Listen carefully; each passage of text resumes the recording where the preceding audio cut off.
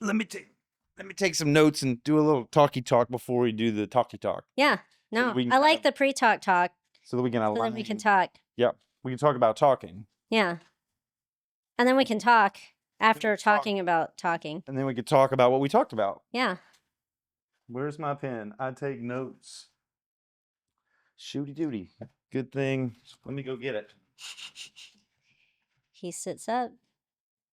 He sits down. He sits. Nope. Not yet. Neckerchief too. Neckerchief Should I pick? Ooh. Let's see. You're wearing green green pants, black. Yeah, I would say either like some sort. Yes. Always big band. I didn't know. So it's basin, baby. Yeah. That one. Yeah. There you go. I get neckerchiefs places that I go. I like it. Yeah. Yeah, I think that's better than magnets. Yeah. I get the neckerchiefs and I wear them. I like them. So is this recording already and then you have to like just like cut it all out or? Yeah. You went, yeah. Well, cool. Yeah. Tell me your full name. It's Ashtyn Johnson. Yeah. I was like, how full are we talking? You could tell me your middle name. No, that one's stupid. It's fine. Ashtyn Johnson. Ashtyn Johnson. Yeah. ASHTYNE. Nope. No N. No E. There's totally an N. But I'm not a ton of Ash. I appreciate that you didn't even go there. But you just said I was Ashtyn. Ashtyn Johnson. JOHNSON. Yep. Just like Q-tips and baby powder. Ashtyn Johnson. Yeah, that's me. That's you. Yeah. And your label. Like, if you had a business card? Oh, it's propulsion. Propulsion? Mm-hmm. How do you spell that? PROP. PROP. UL. Shun. SION. Propulsion. What's that mean? Is like like moving forward. Like. Oh, that's the name of your company. Mm-hmm. Your company's name is Propulsion. Yeah. And then what is your role in the company? Me. Yeah, Ashtyn. I myself. Fitness coach or I'm a running and lifting coach. Running and lifting coach. Yeah. Running and lifting coach. I thought so Propulsion, running and lifting coach. So we got like Ashtyn Johnson. Mm-hmm. Her company's called Propulsion. Yeah. And she's a running and lifting coach. Yeah. As well as a business owner. Like you run the business. You do everything. Yes. So there's a lot to that. Yes. And small business owner. Yeah, and I've, thought about like how do I expand, but I don't know how. Well, you're going to school for business. Well, I'm going to school for a bachelor's. But I did take an entrepreneurship class. Yeah. Yeah, and that class was lame. It was lame. But we don't want to talk about that. Bummer. Yeah. So Phil fails at something. On everything, Phil fails at it, something. And so I thought, what could Phil fail with Ashtyn? And form. Form? Yeah. Phil fails at form? Phil fails at form. Yeah. Say that 3 times. Form. Yeah.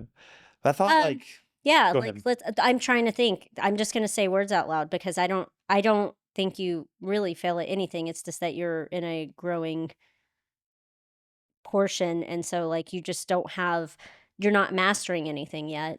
You're practicing. So it's not really failing when you don't recognize or understand what you're even doing wrong, right? We could put like Phil grows at or Phil learns at.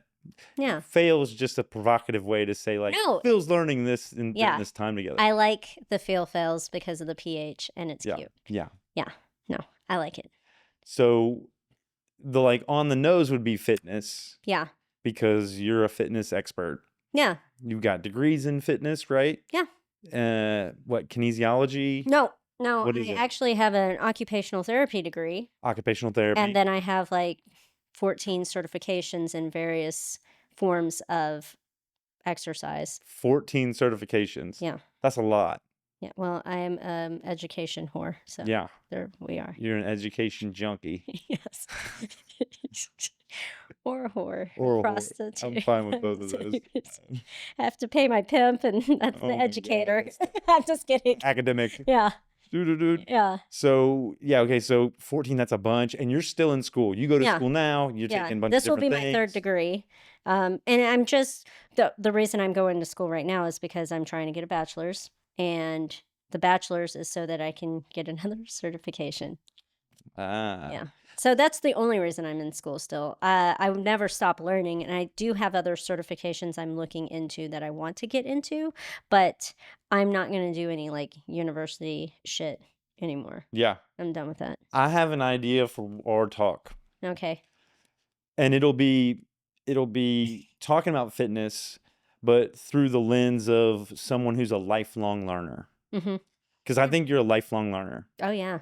I think you invest a lot of your time and energy in learning new things and educating yourself and improving and being in an academic environment or environments where you grow. Yeah. Just like sitting here across from me is kind of a growth opportunity for you.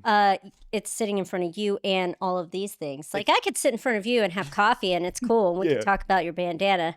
It's these things, all of that Yeah, the cameras. stuff and Look shit. Look at them. Yeah. Yeah. But like I feel like photos are even worse because they're like closer.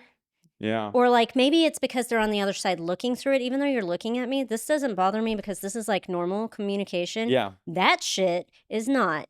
And so like when I get my picture taken for Crux for promotional things, Yeah. like So I don't know how to act. you're a lifelong learner. Yes. This is part of that example because Yeah. you were a little nervous or there was like A lot of nervous. yeah. Yeah. And you step into experiences that are gonna stretch you. Like Well, you'll yeah, grow. you have to keep walking into the fire or you're never going to grow. Yeah. And if you're not growing, then you're just starting to die. How do you feel about Phil Fails at lifelong learning with Ashtyn Johnson? No, I like it. Do you like it? Yeah.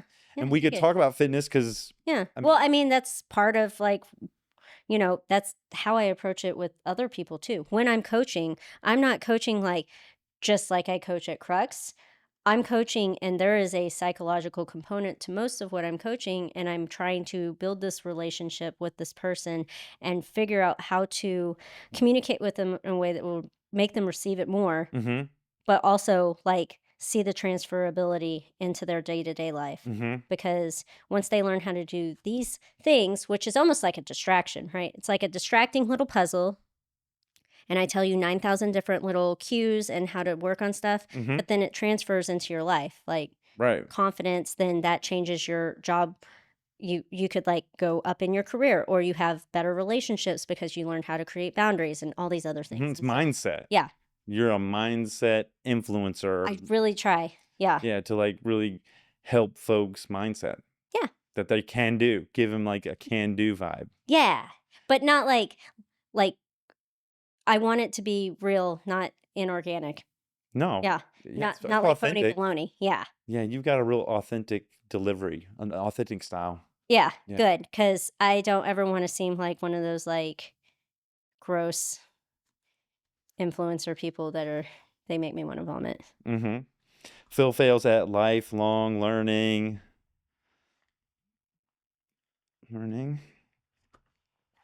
And we'll kind of see that through the realm of fitness. Another couple buzzwords I heard were like mindset,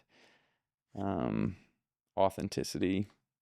Maybe habit development. I don't know. Yeah, habits, atomic habit, like habit, how to get How to generate habits, habit healthy ones. generation.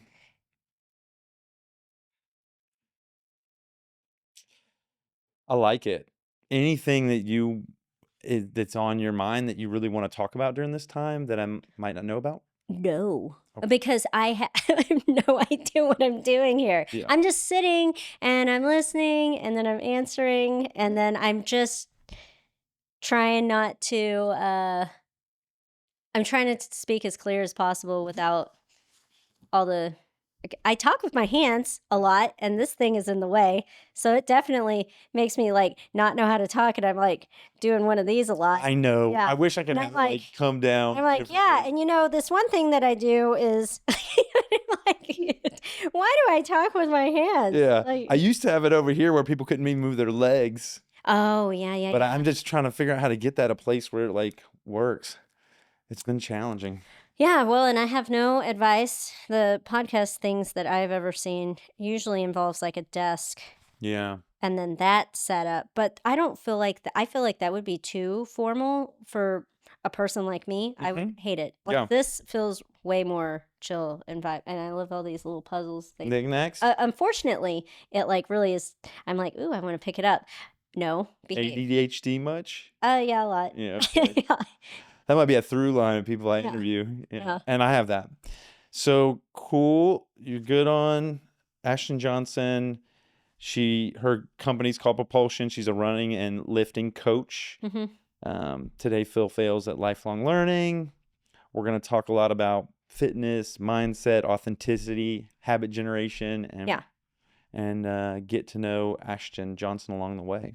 Does that sound? Yeah, no, that sounds great. Like that doesn't sound silly goose at all. That sounds cool. Yeah. Yeah, and I kind of like the approach. It's a little bit different instead of just like protein, pick things up and put them down.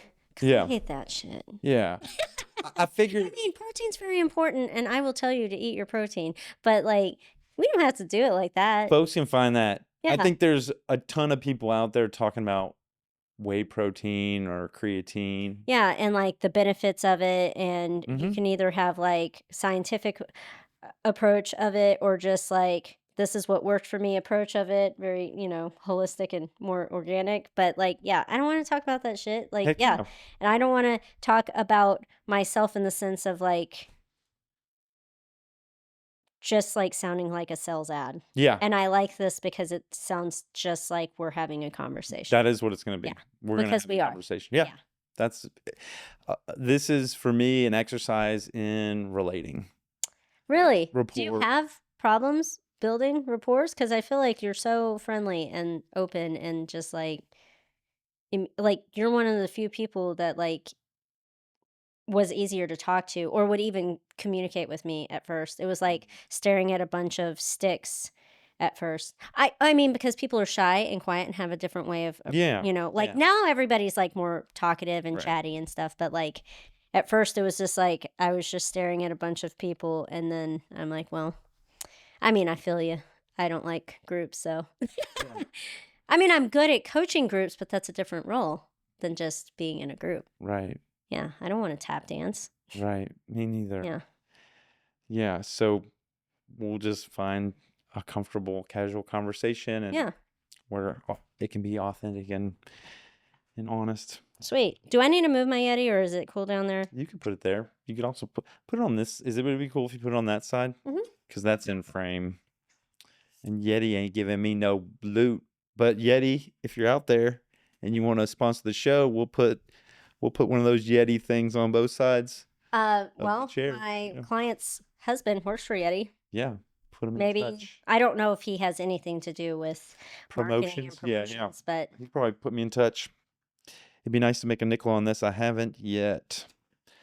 So, yeah, the I would love for you to make nickels that'd be and good. dimes And dimes. and Dollar Benjamins. bills. Yeah, the Benjamins, baby. Yeah. The format for this is like the first 30 minutes are Phil Fails 5 questions about, it can go over under. Mhm. It's 5 questions. It'll be 5 questions about lifelong learning. Okay. And then the other kind of hour and a half is really delving into your life history. Oh God. Yeah. And we'll play an improv game in between. Okay. Where we just goof Cool. off. Yeah. Um, Well, I'm great at that. That's like my best skill yeah. is being a goof. So that's the format. Boop. Sweet. So, do you already have said 5 questions, or is this just 5 questions you just out of your butt? I mean, they're normally about the same. Yeah, because a question could be very vague in the sense that it could tap a whole bunch of different subjects. Mm-hmm. So, They're kind of like I ask kind of the same ones every time, but I leave a lot of opportunity or openness for whatever comes up. Or yeah. there's like, how do you fail at lifelong learning? How would you succeed at lifelong learning? What's the value of lifelong learning? That type of stuff. Yeah. And then the last couple, I just kind of wing. Cool. improv. I improv. Yeah. No, I like it because I'm basically just improving the shit out of this. Yeah, we're all improving this. Yeah. That's life. Yeah, I know. We're improving life. Yeah, every day. You Yeah. just wake up and you're like, this is a new day. What good thing am I going to do today? And then sometimes it's a bad day. And then you just take note, hey, it's a bad day. And then like you move on and not dwell on your stupid bad day. Yeah. Like Wednesday. Wednesday was pretty bad. You had a bad Wednesday? Oh, yeah, it was poopy. What's that? That's Wednesday. What? Ugh. Wednesday. Wednesday was the day after election, which that's yeah. like a whole other thing. Like, Yeah. my laundry room flooded. Yeah. Ugh. And it's still not been fixed. Oh my God. Soon, not only will I be dirty, but so will my clothes. Oh no. Well, we're gonna pray for your laundry room. Yeah, And I have a laundry room. If you want to do your clothes here, that's you're sweet. welcome to. Yeah. Oh, no, I had a neighbor. She Pretty good. offered her place, so that's cool. And then I got a orange tag on my Scout, and Scout is my 1973 cool. That's move it or lose it, right? That's like they're gonna tow it if you don't move it. Yeah. Yeah, I've seen those. Yeah. And so the number that the officer left was not working. And so I had to call 311, make a service request, all these things. Also, the officer left my tarp half off of my Scout. So water got in there? Oh, I mean, like it was a humid day, so water was gonna collect, but it was worse. And what I'm more worried about is like it's a loose, huge tarp. The wind blows the wrong Oh, way, it can like and then flap it on could have stuff? like flapped on a car that was driving by, cause a wreck. Oh my, I could just see this like terrible my thing, and then I probably would have been at fault because it's my truck. Yeah. And then he left my hood open and he left my door open, so he basically broke into my car with no warrant. No reasonable cause. There was no dead body in there, no blood. I wasn't in there like, help, I'm trapped. Yeah. You hear that, APD? Yeah. No, shame on you. Was not appreciated. No, poop. It's poop. Yeah. Let's shake all that off. Yeah. Shake no, that Wednesday off. That was Wednesday. It's TGIF. Yeah. Yeah. No, I like got over it by Thursday. Heck And yeah, you did. yeah, because you have to like put timelines on when you're going to have a little pouty party. Yeah, pity party. Yeah. Little pouty pity party. You have to have it. You have to be in your feels. You have to allow you to have feelings. You should honor your feelings, but you should put a timeline on it. And you should not be like, hey, I'm going to go ahead and dwell on this for the next 3 years. Sometimes I let my feelings like influence texts that I send people instead of like waiting till the feelings pass by to Yeah. text people. Yeah. And normally it Yeah. doesn't work out well for me. No. Why Even do if the I- feelings weren't towards them, it's just like an overall bad day. Yeah, the feelings kind Yeah. of influence the spirit of the message. Yeah. I wish I could connect my phone. Well, this is some mutant world where everything's gone really bad, but my phone could connect to my emotional state Yeah. and be like, I don't think No, you're like sending it any has like a text right now." status, like stats. Like moon ring. Yeah, like this text did send, but on the mood spectrum, it's not looking hot. It's not looking good. Yeah, because you're either angry or really sad. Yeah, Like, because maybe don't want to send this. it's words that you have to like translate anyway. Like that's Yeah. why books are cool, because like you can create your own world while you're reading it, right? Right. But that's the problem with text, is that you can create your own world while you're reading it. But if you don't know the other sender is like The emotional state and Yeah. all that other stuff. Right. spiraling out of control, and What I doesn't do- say, hey, I'm spiraling out of control Yeah. plus X, Y, and Z. Yeah, it needs some sort of like status. Like Yeah. it's gonna sin. You're gonna have to learn from this, but they're gonna know what state you were in. I have what I do now is I've got a men's group. Well, I mean, sometimes I still mess up and send things I shouldn't send when I'm emotional. But I've got a men's group that I just like tell them, Yeah. hey guys, I'm feeling sad and depressed. I know this is gonna pass, but that's where I'm at right now. Yeah, And they just be like, I feel you, man. yeah, They don't like try to fix it. They just kind of No. say, heard you. heard. And something about that, just saying out to the universe Yeah. what's up for me, helps. Yeah, Like I don't need a fixer. No, I don't even sometimes you just need to barf your thoughts and Yes. not journal, but barf. And someone needs to be a receiver, Mm-hmm. but not bounce back, not like a sounding board, no suggestions. Yeah. Just receive And just and say say, you received. yeah, I received that, man. Yeah. Or if they want to put a little cherry on top, they could say like, been there. Yeah. I've felt that before. Yeah. Or What a some familiar feeling. compassion or empathy, or even like, that sounds tough, man. Yeah. So To get all my drinking out of the way. get it out.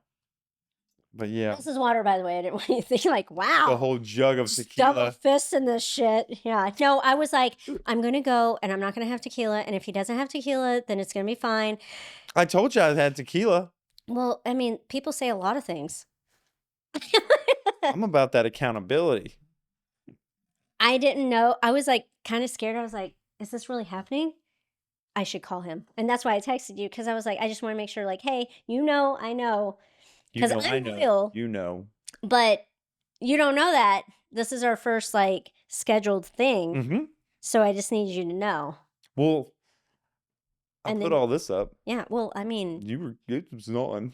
yeah, it was on. It was on. Yeah. Well, I'm here. And I Alright. don't have COVID. So That's good. you're welcome. My second person has COVID. They're not coming. William Schroeder. This is for you, William Schroeder. Hope you feel better soon. Oh, there's a lot of Williams and there's a few Schroeders I know. Maybe that's why his name sounds familiar. Just Mind Counseling is the name of his Just Mind Counseling. I like it. It's really cool. All right, let's clap together and then we'll start. Okay. I'll do a little like talky talk to introduce the thing. Yeah. And I will. No, I'm just kidding. I'll try not to do that. You could do that. It'd be a little weird. This weirdo over here is Ashtyn Johnson. You're like, this is how she acts when she's nervous. Yes. What are you talking about? No, Yeah. just kidding. I always hold my hands. Although I will have a lot of like. Yeah, this area is a no-go zone. Yeah, I can't For help hands. it. This is. I talk with my hands, man. All right. Okay. Can you do it? Yeah. You're going to do it this way? Well, I don't know. This is making it weird. Out here. Out here. Ready? Okay. Let's try again. One more time. That was good. Okay. Well, I count. Oh, wait. Before I start, how's my neckerchief? I love it. Does it look good? Yeah. Is the Well, bear? and Can you see the bear? Yes. Is that a bear or mountains? It's a bear. He's upside down bear. there. Ah! Ah! Upside down. Oh, I see. But it looks like mountains. That's good. Yeah, there we go. I like mountains. Hey. Welcome to Phil Phails. My name is Phillip Jones, and today I'm joined by Ashtyn Johnson. She is a running and lifting coach, and her company's called Propulsion. Yes. Yeah. Wave to everybody. Ashtyn, they live in these cameras here. Today, Phil fails at lifelong learning. Ashtyn has invested a ton of time throughout her life getting certificates, going to school, kind of like iterating on growth, iterating on improvement that's around kind of like, how would you describe it? 14 certificates. Yeah. I would describe it on growth and development everywhere, though. Like, just because I have certs in lifting doesn't mean that it doesn't like go into my everyday life. Yeah. So growth and development everywhere. Yeah, because like You can never learn too much. yeah, ceramics, I love it. lithography. Yes. You're in school now taking entrepreneur classes. You're always kind of investing your time and energy and money in Yeah. learning and growth. Yes. That helps you in a bunch of different ways. Yeah. I mean, I think it makes me a better coach too, because I get to problem solve in different ways, which then helps me be able to approach any of my clients in different perspectives. Probably to relate to people.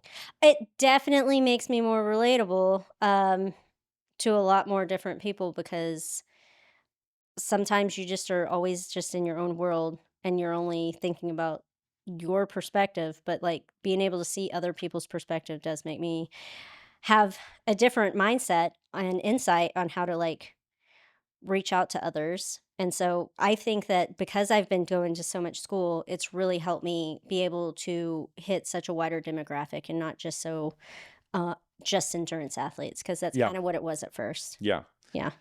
Um, I know Ashtyn because she trains me at a gym in town called Crux. Not everybody here watching this is going to be from Austin. They might not know about it, but Yeah. Crux is a bouldering gym predominantly, but they also have, well, some of the locations have lead and rock climbing, Yeah. but also a wonderful fitness program and Yoga. yoga and Hmm. yoga. Yeah. And I've been going to your classes Since I started. for a long time. Yeah. So, and I feel like, you know, You're looking real. I think, but over that time, I've seen a lot of improvement, and I've also like connected with you in a very real way. I think that you've also changed the way that you look at lifting too. Yeah. You definitely were resistant to kettlebells initially, Mm-hmm. but that's because you weren't educated on them and you were ignorant to them and you didn't understand or know Yeah. the potential that you could get from it. Yeah. Now I'm like always grabbing a kettlebell. Yeah. I don't ever I'll grab a dumbbell maybe for thrusters or something, but Yeah. Well, you don't want to use a kettlebell for thrusters. I know. That would hurt. Yeah, it would hurt. But yeah, so that's the backstory on Ashtyn and I. She has been a part of my fitness journey Yeah. and a part of my lifelong learning. Being the type of coach that is very detail oriented. Yes. There's a bunch of types of coaches. I've got, when I go up there, I take Ryan's class. I also take Cameron's class. I take Gabby's. I take Will's. I take a lot of different classes up there. Yeah. And yours is very unique in that you take one movement, let's just say the Turkish get up, Yeah. and you break it down into not only the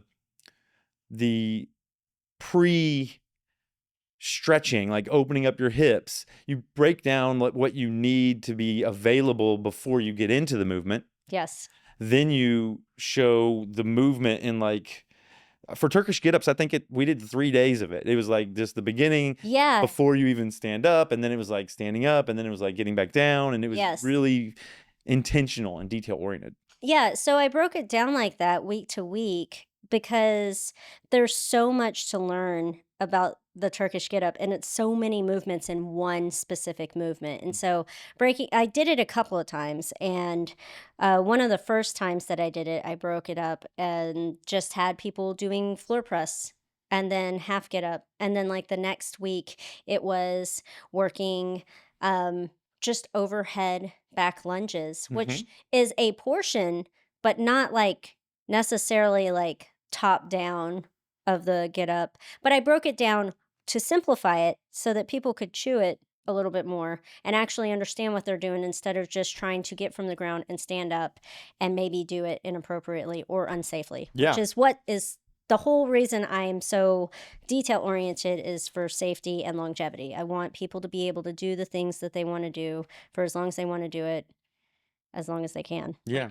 And do it well and not be inhibited by injury or chronic disease or anything like that. Heck yeah. Yeah. And you apply that same methodology to whatever it is we're learning, whether it's pull-ups, whether it's Yes. push-ups, whether it's pistol squats, whether it's I've gone through a lot of these movement types with you, and now in all the other classes when they're like, hey, we're doing this, and everybody gives a demonstration of it. Yeah. You're in my head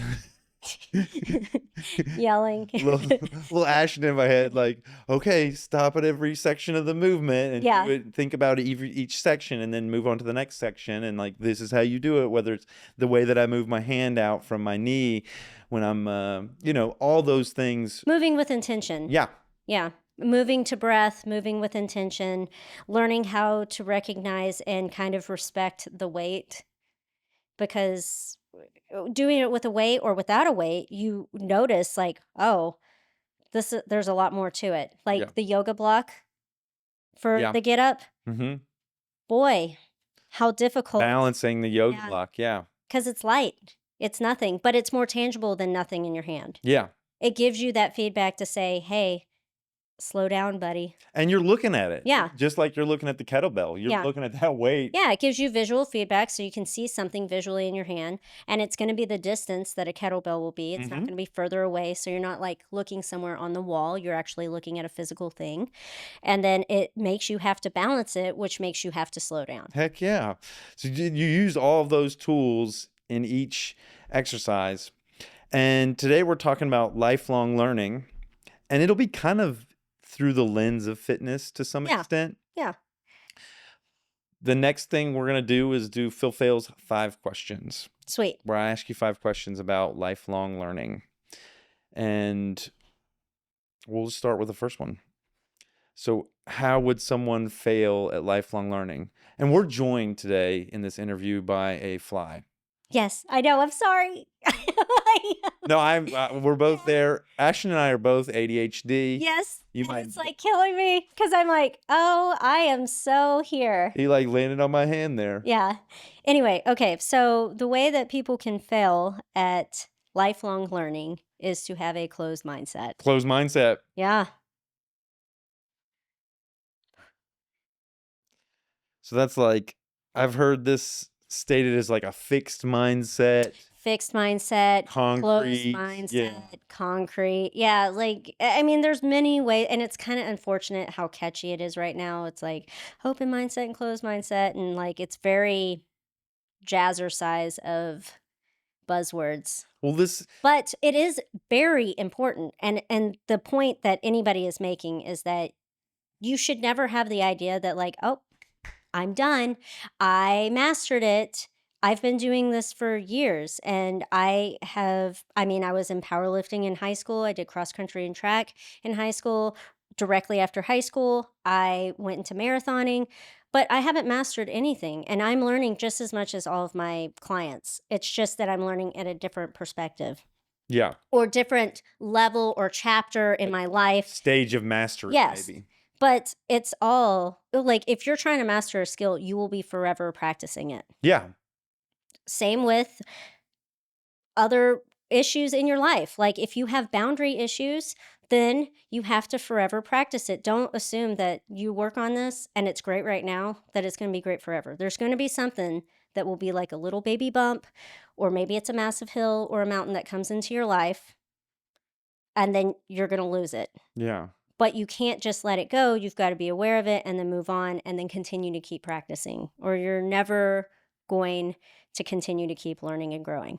In some professions, it's very clear what it is. Like you have a legal practice. Yeah. You have like a chiropractic practice. Yeah. And it alludes to we're forever learning.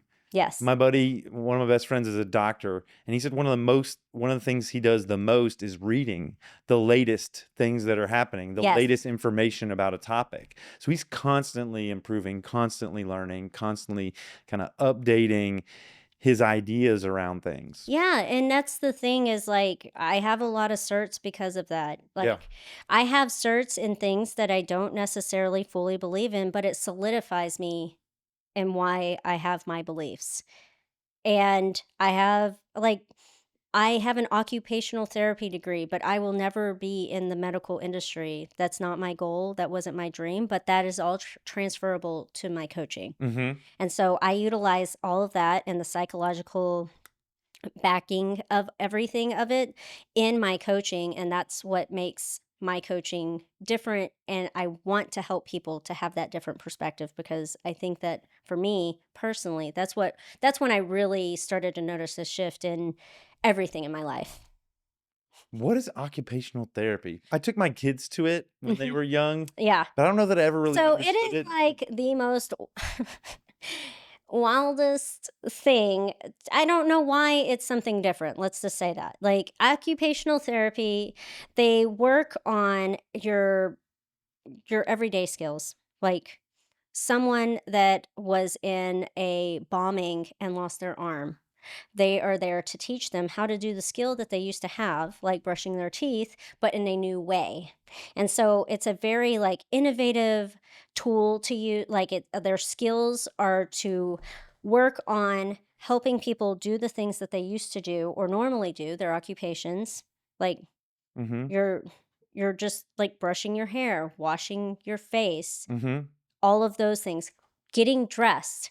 If you don't have that arm anymore, you need to find a new way of doing it. And so that's what an occupational therapist is there to do. It's not just PT, like physical therapy, which they can do that too. Like they can look at, okay, we have a torn ACL. These are the exercises we need to do Right. after surgery in order to strengthen said knee. And so it's kind of really broad. And I think that that's where occupational therapists or the whole industry kind of struggles is because it's so broad and they're not focusing on the psychological backing that they're giving or providing, and that they're creating these new ways or innovative ways to handle day to day life.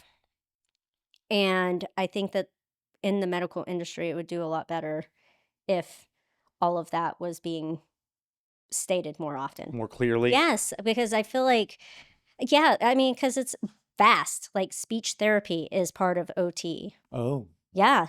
And then like working on textile or dexterity, that's all OT. Learning how to, write or manipulate things after a stroke. Um, sh- so it's just like such a huge, wide range of potential assistance and aid to a very, very wide population. It's not just old people, it's not just young people, it's everywhere in between. Yeah. Yeah. And that's why I liked it and I didn't go with PT because a lot of people ask me, like, why didn't you do physical therapy? But I feel like, and I'm not knocking on PT because I think it's very important. Mm-hmm. And a lot of the things that I do, even with our warm ups and stuff, Mm-hmm. is PT Right. or PT related. And but I think having the ability to zoom in and zoom out is very important. And sometimes I think certain professions get very narrowed in and they're just like, elbow has boo boo, fix elbow boo boo. Instead of why does elbow have boo boo and Yeah. what is causing this issue with the elbow? Was it an event or is this like a chronic issue that keeps recurring? Like a movement, like a, what is it, like persistent movement? You do the same Yeah. movement a bunch. Yeah, And that's and you might not feel injured right off the bat, but if you keep opening and shutting a bobby pin, it repetitive will motion. eventually break. Right. Yeah. Repetitive. Yeah. That makes sense. And if it's repetition in poor form, which is why I'm so detail oriented, that's what's going to make the bobby pin break. It might not be the first time, it might not be the 50th time, Yeah. but over time Yeah. you're working these areas in Yeah. ways that will make them vulnerable to stress Yes. or Yeah. failure. Yeah, because if you're not looking at where the weaknesses and imbalances are coming from and then like targeting them, then you're only allowing everything that's compensating to get stronger. Yeah. So to fail at lifelong learning, you have a closed mindset, some static view of the world. You're not updating. Yeah. You're like, the You world is, perceive that you've mastered it all, whatever that mastery would be. yeah, Yeah. There's nothing left. I'm done. Done. I'm finished. Yeah. I'm Which, baked. wow, that would be great. Right? Yeah. What does that feel like? I wish I had that kind of confidence. Yeah. Second question. What is success in lifelong learning? What does it look like when you're, I think it's keep trying and learning how to let go.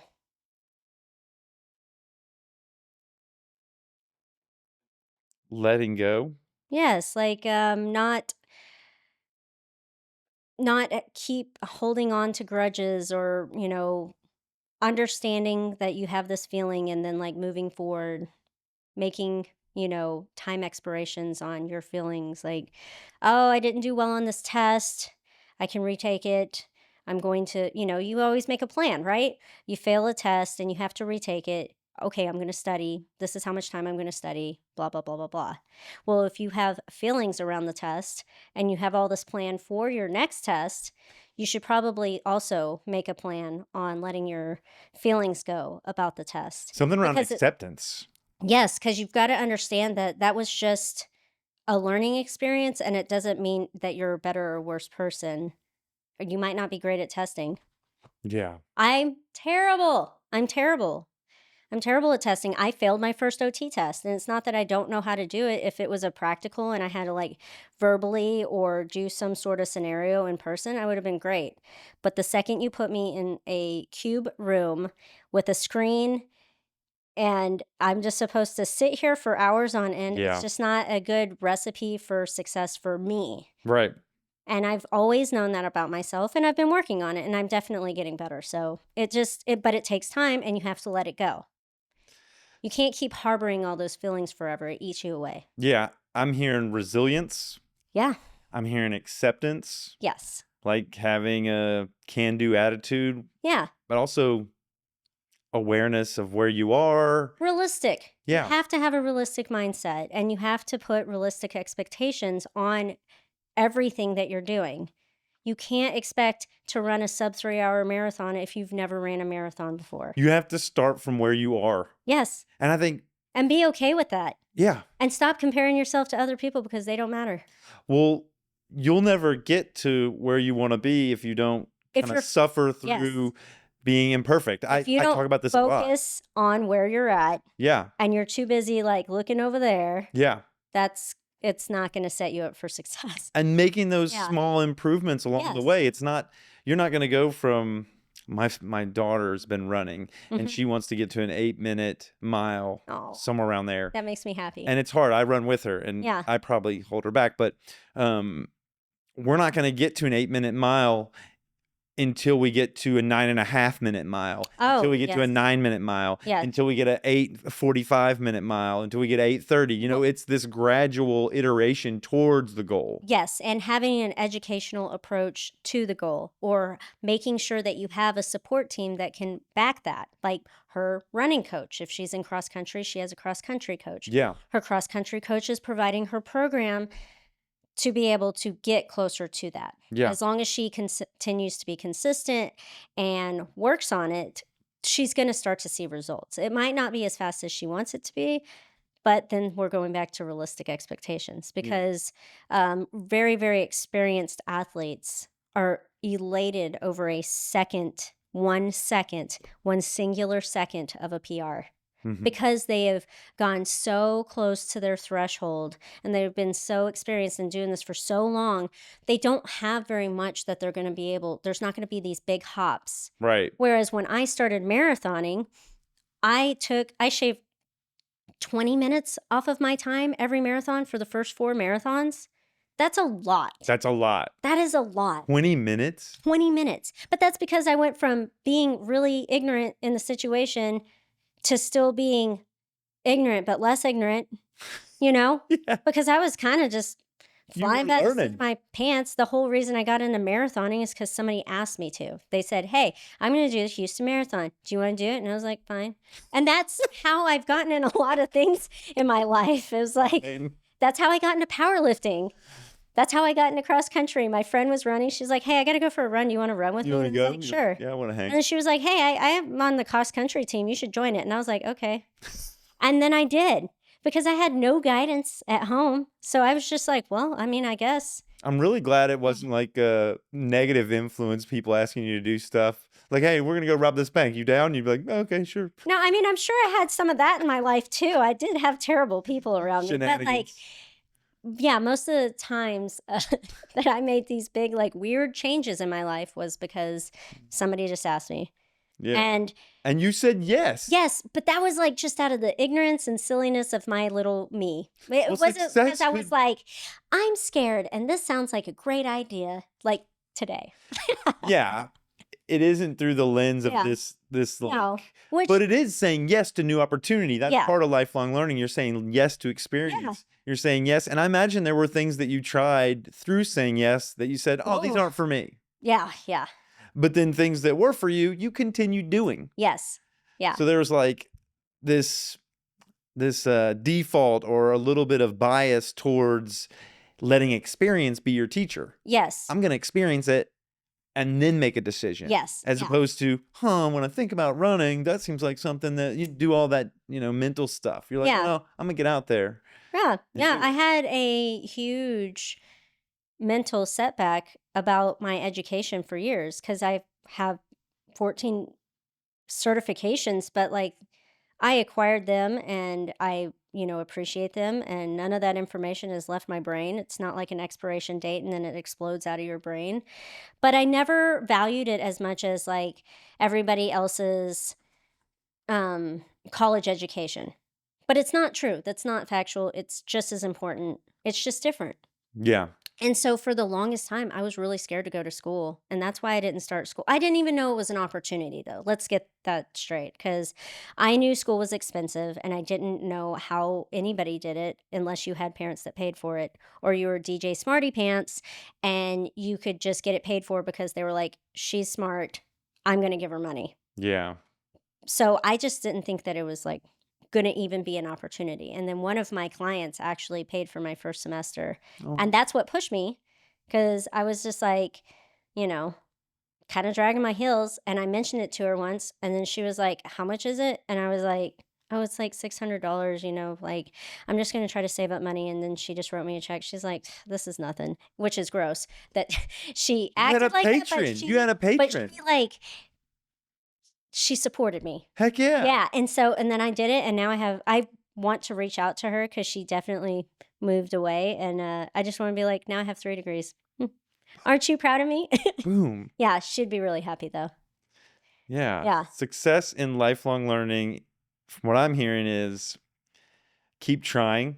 Yes. So I think like fall down 5 times, get up 6. 8. Fall down 7 Yeah. times, get up 8. Like Yeah. you're not letting failure be the end of the story. Well, You're reflect continuing to Yeah. move forward. Reflect on why you fell down. Yeah. Look Then at yeah. your whole picture.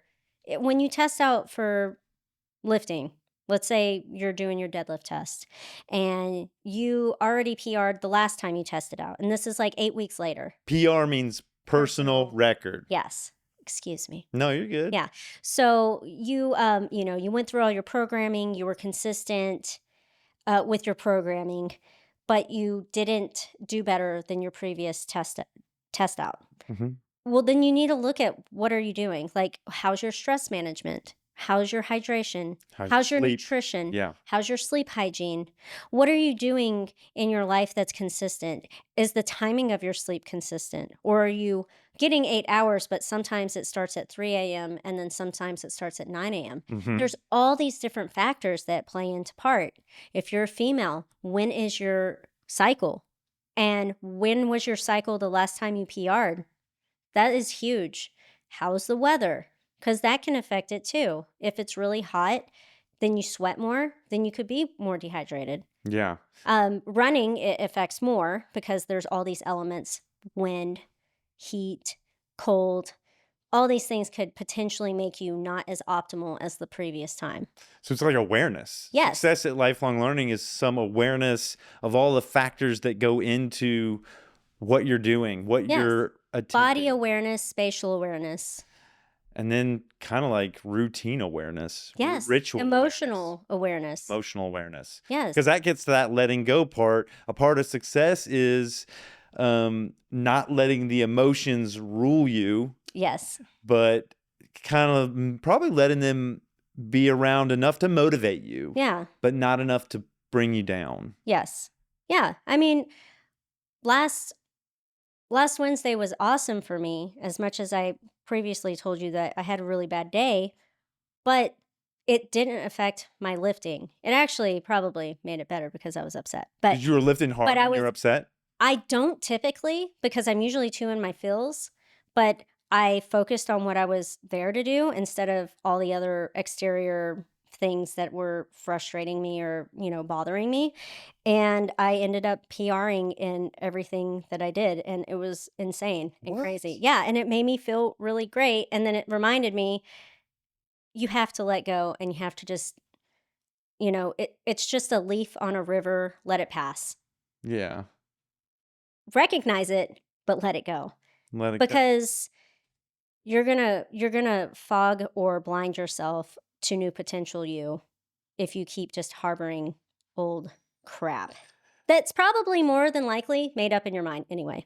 Well, the failures that we have, the falling down, the the next iteration is just as like meaningful as in a success, maybe even more so. You've learned something. There's Yeah. some kind of F around and find out that occurred there. Yes. And now you have found out. Yeah. And so you need to approach it differently, with, maybe through ritual changes, body changes, all Yes. those things you were talking about, but mindset is going to get you through that. Yes. And like recognizing like what's important to you. I think that a lot of people get hung up on what their social status or like schedule should be, and I think that socializing is very important, but learning how to balance it. You don't have to party every day. You can party, but not every day. You need to learn how to do like a 90-10. Like, are you 90% following your true self and 10% just kind of go on a whim? Or is it Messing the other around. way? Yeah. Yeah.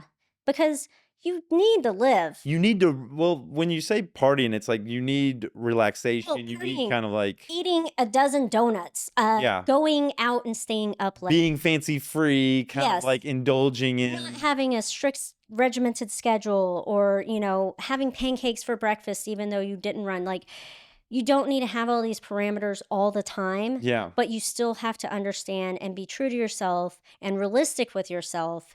If you give yourself too many freebies or gifts or gold stars, one, how cool are they anymore? Like, they're losing their value and worth. Yeah. Because it's just now a day-to-day thing in your life. Chips and salsa rock my world. Oh, yeah. And it's because I don't eat it every day. Chips and queso, girl. What are you Chips talking and about? guac and queso mixed together. Ah, yes. But We're talking about discipline now. yeah, discipline is important. We're talking about discipline. But that goes with everything else. How can you have emotional awareness and spatial awareness and all of that other stuff if you don't have discipline? Yeah. Because you have to be disciplined to be able to understand or recognize any of those things we talked about. Yeah. Dang. You can't have consistency if you don't know how to be disciplined. Right. Your teeth are going to rot. Ritual is discipline is a part of ritual. Letting go is a part of discipline. Is also a part of letting go. Everything's interconnected. Keep trying. That's also Yeah. part of discipline. Yes. Because and it's kind of an allegiance to yourself. Yeah. There's this like, hey, I got my back. Yes. I am my best supporter. I care about me. Me. And understanding that you're worth it. Yeah. Because that's where I feel most lies with most of my clients, is that they don't think they deserve it. Self-worth. Yeah. Yeah. It's huge. Dang. Yeah. It's crazy. Three is, we kind of touch upon this in the last two, but what do you think the benefits of lifelong learning are? Self-worth. Self-worth. Yeah. Yeah. Like self-worth, growth and development. Like, that's going to come from self-worth. Like, once you figure all these things out, and I'm telling you, like, it took me years to feel this way. I didn't really care about myself and like recognize my value until I was 34. I'm 40. Like, what? I could have had so many more cooler years. I didn't have bad years, and I don't regret anything. That was my way of learning. Yeah. But it took me that long. So don't have this like unrealistic expectation of like finding out and figuring it out and like knowing and then having this perfect life right off the bat. I still have things that I don't like going on, but overall, my life's pretty rad. And I appreciate who I am and where I am and what I have accomplished, because I see them as accomplishments now where I didn't before. And that makes sense. Lifelong learning is equal to self-investment. Like, you're Yeah. investing in yourself. Yeah. And it would make sense that what you invest in has greater worth. That's when I do a consultation with a one-on-one, that is what I have to talk to them about, because, pricing and budgeting comes up. It's important. It's very important. But also time budget. How much are you actually, truly, realistically going to budget time for yourself? How many times are you going to work out this week? How many times are you willing to work out every week? How many times are you going to, run, or how many times, anything. You can look at it in any way. But if they're not going to be willing, oh, well, my schedule's this and that, and they start going on about how crazy busy they are, Mhm. they're not ready. No, they're not ready. And then if it becomes the money thing, oh, that's, there is something to be said about not being able to afford something because you're going through a financial issue. That is a thing. But if you're saying that it's way too expensive, but you just talked to me about some lavish resort trip, Yeah, you're or prioritizing things yeah, differently. your stupid purse that you just bought with your nails, like, you're just not ready yet and your Right. priorities are off. Right. So that's really important for people to recognize and understand that it is an investment, because you might think I'm expensive, but if you put everything into your investment that I offer, then it's not. Yeah. It's really affordable because I just changed your life Yeah. and you changed your life. And you're investing when they make those commitments, it's a time investment. In those moments when they're exercising, when they're actively, there's like, it's a meditative component. Like if you're running, like there is something, Yeah, there's breath work. there's something about worshiping yourself during that time, or You have worshiping. one sanctuary. Yeah. And surgery is going to be way more expensive, and chronic disease is going to be way more expensive than any service I have to offer. Yeah. So you might not be paying for it now. The benefits of lifelong learning is worth Yes. that's what you get when you invest in yourself, is Yeah. a greater worth. Yeah. Yeah. We all need that. Yes, we do. I know I do. Except for this fly. That fly, you're gonna try to get that fly? No, I'm not going to try to get it. You're gonna be the Buddha? Oh, well, if it just stays there, then I won't be distracted anymore. So Yeah, that'd just be stay there, fly. Stay. Should we name that fly? It's been with us for a while now. Alfred. Alfred. Oh my God, Alfred has a friend. Oh my God. It might be a Scooter. girlfriend. Scooter. Alfred and Scooter. Yes. Man, how did you come upon, this is the fourth question. Yeah. How did you come upon this way of living? Like, where did you get Oh the, man. So, I mean, realistically, it's probably because of my background. I did not come from a great family. I lived on my own since I was 16. I graduated high school on my own. Didn't realize that I could like even drop out until after I graduated, which was scary to me. Like that was even a choice. And then my grandparents were kind enough to pay for me to go to cosmetology school after high school, because I didn't know what to do, because I didn't understand that they would even want me to go to college. They never talked about it. They just, I guess, thought that I would feel it in the wind. I'm not sure. But so I decided cosmetology. I'm not really sure why. Um, but I was good at it and I loved it. And I was always really interested in learning more than anybody could ever offer. Like, why are you using this specific chemical in shampoo? That, like, those kind of questions. Mhm. And I think it just was inherently in me. But I've always lived a very, very different lifestyle because I've lived on my own. I've lived on my own since I was 16. I finished cosmetology school. After cosmetology school, I started working at a salon and day spa. By the time I was 19, I built a house. It was being built. It wasn't done until just shy of me being 21. But I was working my butt off, and then the '08 crash happened, and then I realized I needed to swerve because nobody's getting their hair colored and cut as much. Because they don't have money. Yeah, because they don't have money. So I immediately recognized that and then got into marketing. And so then I worked for various marketing firms, mostly contracted with AT&T, which was disgusting. But I worked in like various situations, like kiosks. I did feet on the street, which I was excellent at. You would have to hang door hangers and you would get paid for 6 hours no matter what. And you had this route. And so I just ran it all. So I would get done in 2 hours and still get paid six, while everybody else would like take their time and do it for 6 hours. Wow, because you were just crushing it. Yeah, Really no, fast. and then I could have more opportunity or time for doing more hair or finding another contract to work. So it seems like necessity. Oh, it totally flight or fight my entire life, and definitely fear. But interested in growing and learning based off of fear, which I guess is a little bit better than nothing. But yeah, and so then I didn't, I've never loved marketing. That wasn't passionate to me.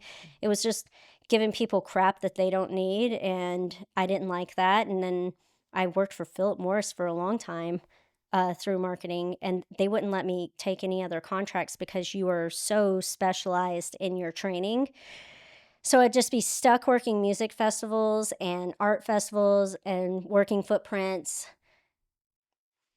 giving away cancer and trash. And so I just kind of got to the point where I was like, I got to find something else. And that's when I got into health and fitness. It was not very long that I was interested in health and fitness. I've always liked running and lifting and everything since high school Mm-hmm. because of other people just, influencing me.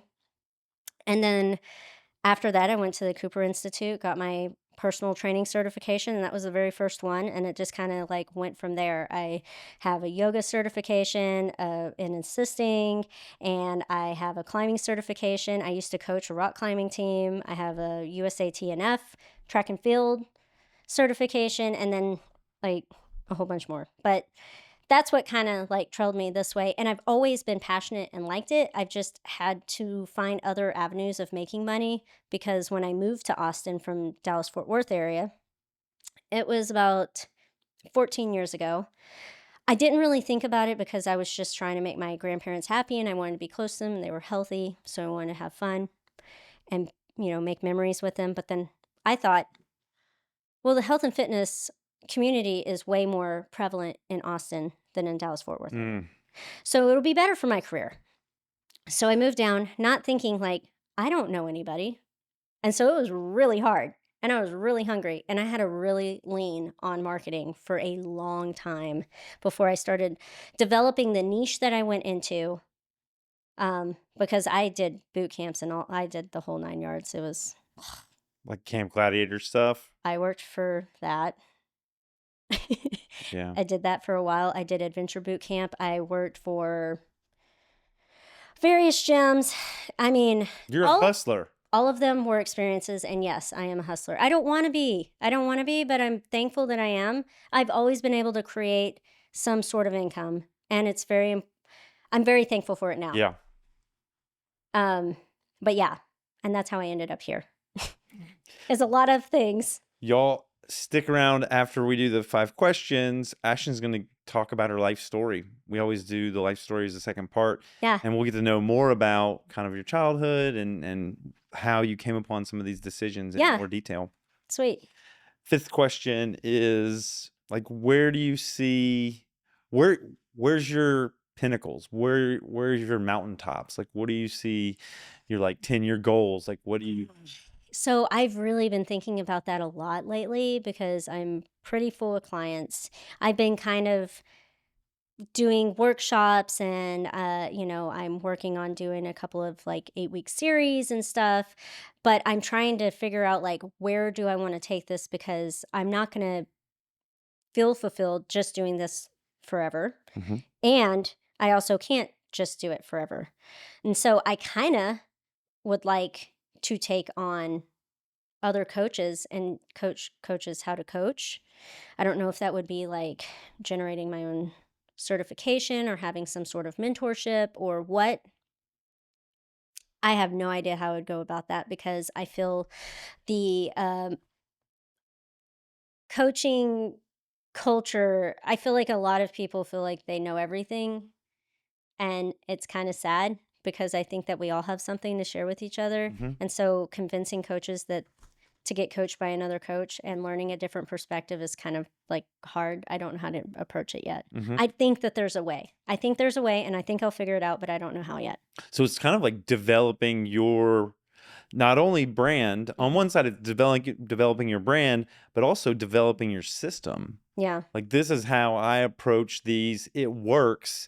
And I want to share that with folks so that they can benefit from it. Yeah, because I do know that the way that I coach is different and the way that I articulate is different and the way that I kind of like have the stepping stones for learning for my clients is different, and like understanding where to put them and how to troubleshoot when you do have something like they can't get depth, or their knees keep caving in a squat, or little Hmm. things like that, instead of um just ignoring it or not doing anything about it, or saying, oh, we'll just do this. What does just this mean? Sometimes people are good with visual cueing and seeing somebody do it. And other times people can see what you're doing and you can squat and then they'll press their arms overhead and you're just kind of like baffled. But that's because their brain works different. It's not because they didn't see what you did. It's just their connections in their brain are different to their body. Yeah. And so, like, being aware of that and not getting frustrated with the different learning styles is really important to me. And I would love to share that with others and expand on that, but I don't know how. Because, Yeah. yeah. And I don't really ever I don't see myself ever wanting my own brick and mortar. And I don't really ever see myself ever wanting employees. Mentorship is different, but like employees in a brick and mortar, I I mean, I'm not, like, completely closed off to it, but I'm not really open to it either. Like, Yeah. I feel like I like working for myself for a reason, and if I was going to have any sort of employees, it would be, like, marketing or social media or As opposed to teaching other coaches that would work for you. yeah, That's what you mean by yeah, and employees? I mean, like, and I'm not opposed of that again, but I am kind of because I feel like the coaches deserve every dollar that they get, and if they work for me, I'm going to have to take some sort of percentage to continue to make passive income. Yeah. And so, and like, they're going to pay me for mentorship, or they're going to pay me for a certification, and I feel like that's what's fair. But if I have a brick and mortar, then I have expenses, then I have to continue to keep doing what I'm doing and not focus on them, Yeah. kind of thing. Again, I think that there's a lot to think about, and I think that it's cool how I'm thinking about things, but I don't have like a good solid plan. Not yet, but No. it's like you're putting all the building blocks there. Yeah. You just haven't figured out how they stack up Yeah. together Yeah. yet. You're Yeah. taking entrepreneurial classes, you're taking, then all this kind of art class stuff, which is gotta support Yeah. creativity and all that. Then all of the certifications around movement and coaching. I mean, Yeah. as you get older, you'll be a mentor for folks just because of your years of experience and the way that you communicate about these things. Yeah. No, and I can't wait. I love teaching. I really do. And I'm really thankful that I coach the way that I do. And I have the freedom, because when I worked for people, I didn't. And I think that it almost made me quit coaching. I love Crux because they're very hands off. But it's also because they distrust you. They trust that you know what you're doing, Mm, and that's cool. yeah. Yeah. But they're, like, way more communal than most gyms. So, yeah. I'm definitely pro Crux. Yeah. No, they're great. I go there every day, I pretty don't go much. there every day. I need to go there more days than I do. People Yeah. are mind blown that I climb, and I'm like, "No, that's actually one of my passions." Climbing? Climbing and cycling. I love them both. Yeah, me too. I love Yeah. cycling and climbing. That's the 5 questions. We did it. Yay. We talked about how to fail at lifelong learning, and that was being closed-minded. Yeah. We talked about how to succeed at lifelong learning, and that was kind of resilience. Keep trying is what you said, and also letting go of emotions, letting them fuel your growth, but Yeah. not like weigh You your down. despair. Yeah. Yeah. We talked about the benefits, which was self-worth. Yeah. Investing in yourself, you're going to have a higher worth. You're going Yeah. to take that into all of your endeavors Yeah. and have more confidence. Yes, you should. Everyone deserves it. Then we talked about how you got into it, and it seemed like it was through the way you were raised and different like market influences. Like we had that crash where people weren't getting their hair done, Yeah. getting dyes, and you just had to make a move. And it was actually having this like hustle mentality Yeah. and being a hustler, being someone that's like kind of on your own was the feeling that I got. No one was like paying your bills, No. no one was supporting you. You No. had to support yourself. Yeah. And so part of that was learning, learning, learning, Yes. learning, learning. I was unfortunate, but very fortunate to not have a safety net. Yeah. Yeah. We're in the same boat on that. Yeah. And then the fifth one, the question was, where do you see all this going? And you're not sure yet, but you Yeah. kind of have a foggy view of Yeah. marketing and, well, branding and marketing, some certificate that is like Ashtyn's way of doing it, Yeah. Ashtyn's approach. For some reason, what comes to mind is like Bruce Lee, the way that Bruce Lee combined a bunch of different modalities and said, like, here's the way I view martial arts. Yeah. Yeah. No, he's so cool. Super. I want to be cool when I grow up. Yeah, that would be rad. Like to kind of have like all these different approaches and then form it into one. I mean, that's why I have so many certifications, is because I take the bits and pieces that I like and believe in and then create it and morph it with how I coach. Yeah. 5 questions. Yay, we did it. We did it. Woohoo. You ready to play games? Yeah. Improv games. Okay. So part of my lifelong learning, I'm a lifelong learner too. We all are. Love it. And a seeker. Yes. Yeah, you are. I'm a seeker. You are a seeker. And a lifelong learner. And one of the things that I found that helped my growth and just like fluidity in life, like flow in life with people, was improv. Really? Yeah, I started doing improv maybe 8 years ago or so. I don't know how many years. I forget. Many years ago, with a community here in town that offers it for free. Dude, that's cool. Called Best Friends and Belly Laughs. They're still doing it. And I went from attending to like facilitating to teaching facilitators now. That's cool. So That's super cool. I teach folks how to do improv. Sweet. I mean, I haven't done it in a minute, but I love it. I love improv. I think it's a great way to open people up. I've seen people transform from quiet, reserved, like kind of hesitant to confident, participatory, engaged. And I think it's wonderful for opening people up and getting people just thinking creatively. Yeah. Yeah. No, I think it's really important to keep that part of your brain going. I think puzzles are important. So this is going to be like a puzzle for me. It's going to be like a puzzle. Great. Yeah. We are improving life. Oh, every day. We can make decisions. We have agency. Yeah. If you realize it, you're not just at the whims of all these things, not the whims of your emotion, not at the whims of your circumstances. You have agency. You literally can walk out that door right now. I can walk out that door. Yeah, you can just be like, I'm out. I'm out. It's your house now. I'm out of here. Yeah. You and Alfred and Scooter. Me and Alfred and Scooter, we're out of here, guys. Yeah, we can make any decision we want. And, that's exciting. It is cool when you think of it like that, or terrifying, depending on who you are. That you have responsibility. Yeah. I think the opposite of that is this like victim mentality. Yeah. That I'm just a victim. I'm just being batted around by the waves of the world instead of like, hey, I'm out here making decisions. Yeah. I'm at cause. Yeah, I'm doing my thing, and I decided to do this. Yeah. So speaking of that, I'll give you 3 options. Okay. We can play 2 of these. One of them is called Sound Ball. Oh. Okay. Sound Ball is fun. One of them is called Mirror Cat.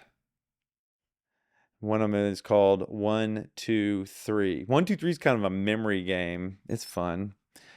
Sound Ball is we pass a gesture and a sound back and forth. And Mirror Cat, we mirror each other. And we pass back and forth the power to be the person in front of the mirror or the mirror. Jeez. All these sound incredibly cool. Let's start with Sound Ball. Okay. Yeah. These are warm-up games for these would be like we'd stand around in a circle. Yeah. And these would be things that I'd play with folks just to get them to start opening up. Sweet. Start goofing off. Yeah, let's do it. Yeah, this freaking Alfred. Come on, Alfred. What are you doing? Loving life. sound ball. Sound ball. So improv is about yes and. Yes and. Yes and. Yeah. Yes and. Yes and. So the first part is I've got the focus of this game. I'm going to think of a sound and a gesture. Okay. I'm going to do that sound and gesture, and I'm going to pass it to you. You're going to say yes to the sound and gesture by repeating it. You'll make the sound, and you'll do the gesture. That's you Okay. saying yes. Then you saying and is putting that down and coming up with your own sound and gesture and passing it back to me. Okay, so I say yes or I say and. You say both of them. You don't literally say them. Oh, Like improv is I all about see. yes anding Yeah. life, I got it. which is kind Figured of it. lifelong learning. Like Yeah. you're saying, you're accepting, you're saying, yes, this is my experience. This is what's happening to me. Yeah. And this is what I'm going to do about it. Yeah, okay. This is the actions I'm going to take to like. Cool. Yeah, no, I get it now. Because I was like, so then I yes and then I and. Or do I yes or and? But I don't yes or and out loud. I yes or and with gesture. You yes and. And. Yeah. The yes for me is like you say, I see you. I'm going to repeat what you're doing. Yeah.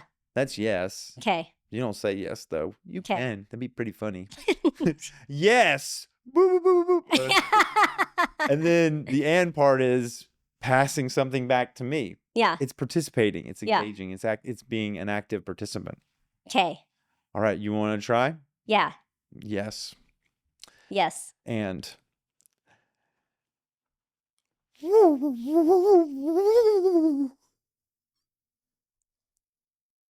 I don't know.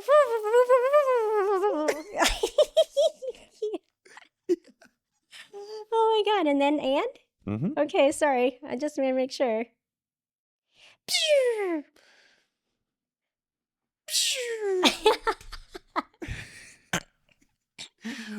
Boing. Boing. That was not the noise. That was not the noise.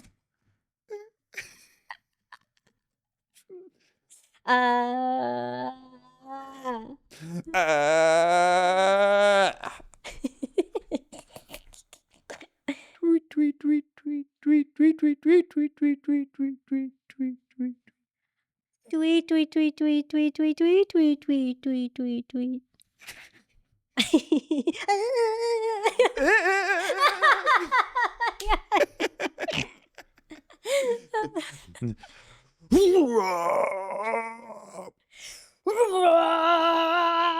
It's my face red enough.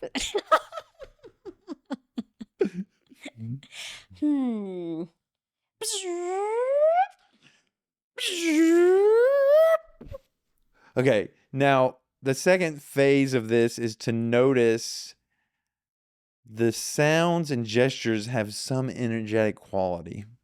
Like the had like it was like Yeah. you really digged in there. Like you were probably clenching your Yeah. abdomen and you were like you were sending some energy Yeah. No. across the way. Kind of went. Ooh. Yeah. Yeah. And like the that had some like floaty or some Yeah. lofty. So just notice that over the next ones and think about maybe heightening whatever you think the vibe or energy of the gesture is. Okay. A part of improv is Yeah. heightening. Yeah. Okay. You take something and you can make it really small or you can make it really big. But the energy is kind of, or the feeling or the vibe of it is the same. It's just heightened. Okay. Okay. Okay. All right. So an example of it being small and maybe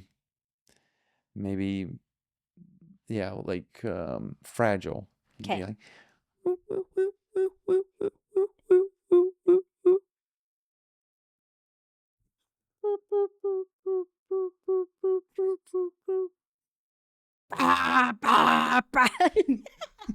bah, bah, bah, bah. That felt strong. It's like a gorilla. I grew. I got mad. Gorilla vibes. Okay.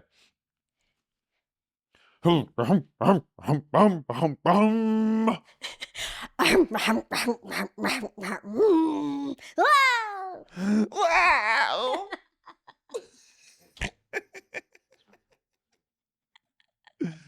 Oh my god. Okay, pat yourself on the back. You played the sound ball. That's sound ball. Okay, let's play Meerkat for a minute. Let's play all Yeah. 3 of these. They're so much. You're so much fun to play with. So, at some point, we're not gonna say when, Okay. but at some point, like you'll be you'll be the person and I'll be the mirror. But right now, I'm the person and you're the mirror. But we're not gonna say it. Well, I'll just know because you'll take control and I'll just do what you want.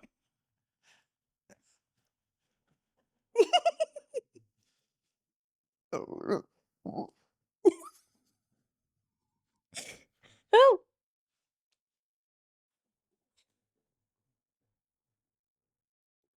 Oh, shit. Sorry.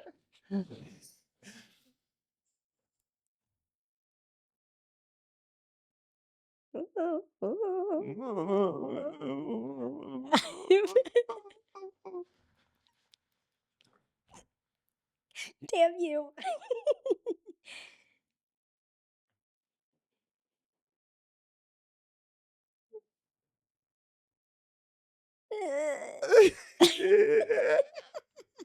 That's mirror. That's Meerkat. Oh, that was Okay, fun. last Except for one. this microphone, man. Yeah, we hit the mic. Sorry. That's okay. I'll just There. put a little boop on it. A boop and a boop. A boop and a boop. Boop and a boop. And then the third one is a memory game, and I think it's hard for us ADHD folks. Yeah. It's hard for me. Yeah, no, I love memory. I love a good memory game, but I'm really not great. It's funny though, and that can make it maybe a little easier because Yeah. there's like a comedy aspect of Yeah. it.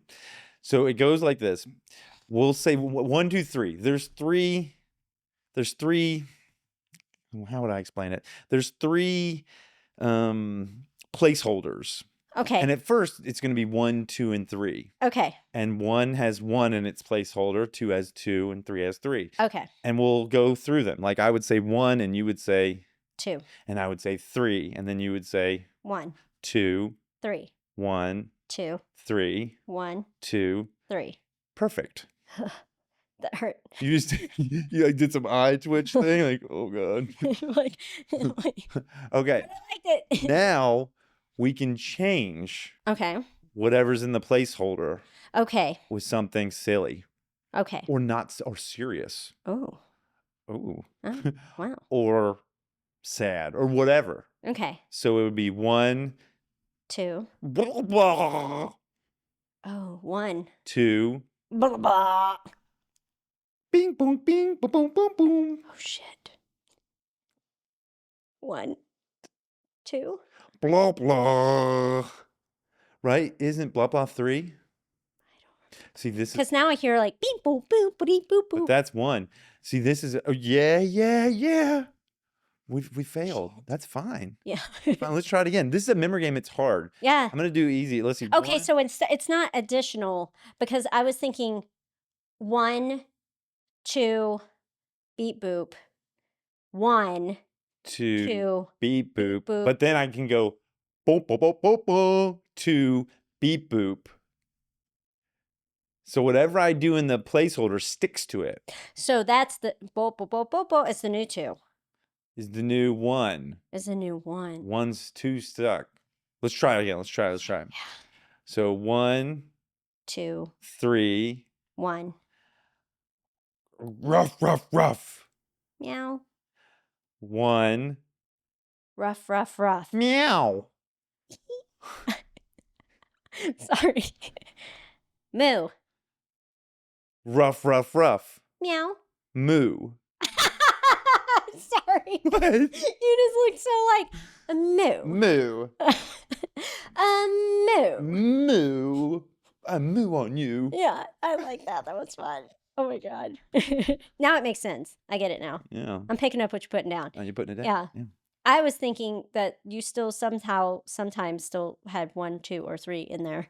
Yeah, you don't. It's just And the you were just placement. adding, so it was like 4, 5, and 6. Yeah, And no. essentially. Yeah, I get Yeah, it. you get it. Yeah. But now we can do this other one, which we kind of did, was in improv, and in life, there's picking up the themes that are occurring in your life. Yeah. And for us, it was like farm animals, or it was Yeah. like animals. Yeah. And we picked up on that theme, and you followed it, and I followed it. It was like the dog, and then the cat, and Immediate. then Yeah. the cow. Yeah. And there's this part of like building rapport and relating where we get in alignment with themes. Yeah.